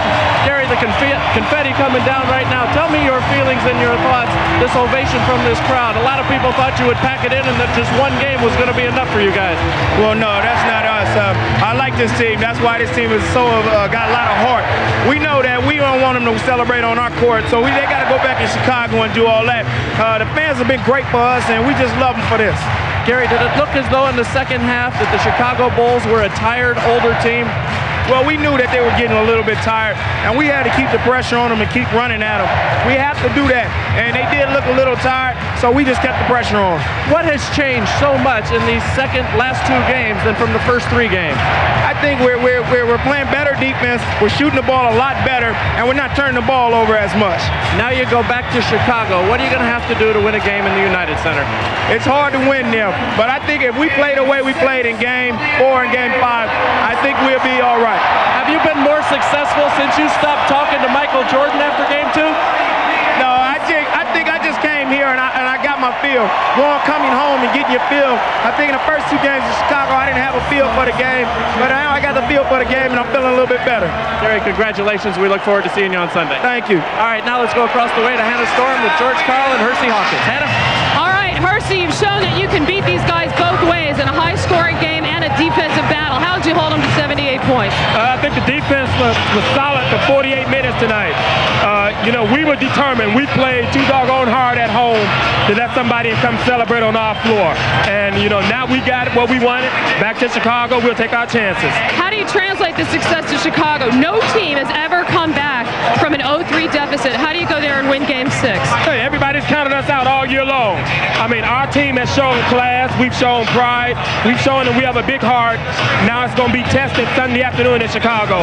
And whenever we've been tested, we've stepped up and played well. So we're anticipating a great game out of our guys. Speaking of big heart, we do not have Sean Kemp here because he had to go back to the locker room immediately and ice that bruised sternum. Can you talk about how he came up big today despite a really painful injury? Oh, Sean has had a great series. I don't think they have anybody on their team that can guard him. Our game plan, get it to him on the post, let him operate. And if they double team him, we'll make decisions on the perimeter. But, what can you say about the guy? He stepped up his game. Now he's a superstar. All right, thanks, Hersey, for joining us. We'll see you in Chicago. George, the day started out with you getting a surprise visit from your dad here on Father's Day weekend, and I guess you couldn't have asked for a better ending. Well, it's very emotional. I've asked my dad to come to a lot of games, and he just has never felt healthy enough to come, and my sister brought him, and it was very emotional for me, Father's Day being on Sunday, and he's a big part of my life. He's a big foundation of what I believe in and what I think, and it was really wonderful. I know another thing that you believe in greatly is this team, and Certainly they were locked in a defensive battle down the stretch here. Was it your post-ups that really started working for you there in the fourth quarter? I just thought tonight a lot of our guys played like men and had to play like men. Chicago's a great championship team, but tonight I thought we played them, and we played them the way we have to play them. I just wish it would have gotten some more confidence earlier in the season, the series.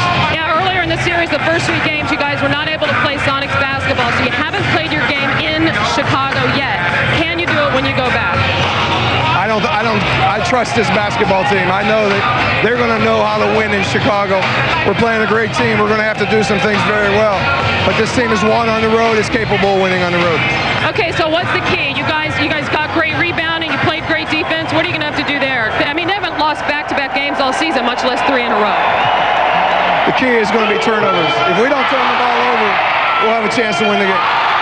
Okay, thanks. Let's get it back to Marv.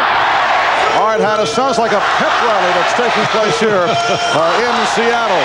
The Bulls with their lowest scoring game of the playoffs, only 78 points. Lowest field goal percentage, shooting just 38%. That's the worst they've shot throughout the playoffs. And Michael Jordan, once again, not able to have an impact ball game. 3 of 9 from the field in the second half, only 2 points in the fourth quarter. Jordan finished with 26 points, the high man for Seattle.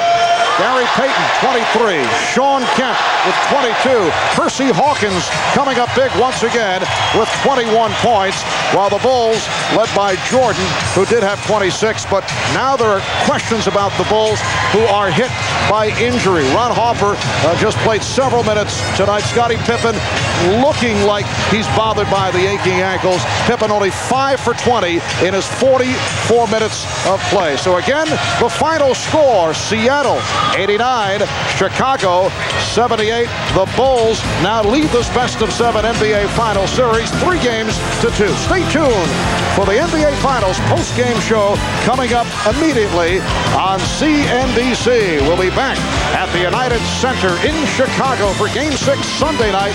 Airtime in the East at 7:30. Your late local news coming up next, followed by The Tonight Show with Jay Leno. For Matt Dukas, Bill Walton, Ahmad Rashad, Hannah Storm, Jim Gray, Bob Costas, and Julius Irving. I'm Marv Albert, and you have been watching the NBA on NBC. We say so long from Key Arena in Seattle, Washington.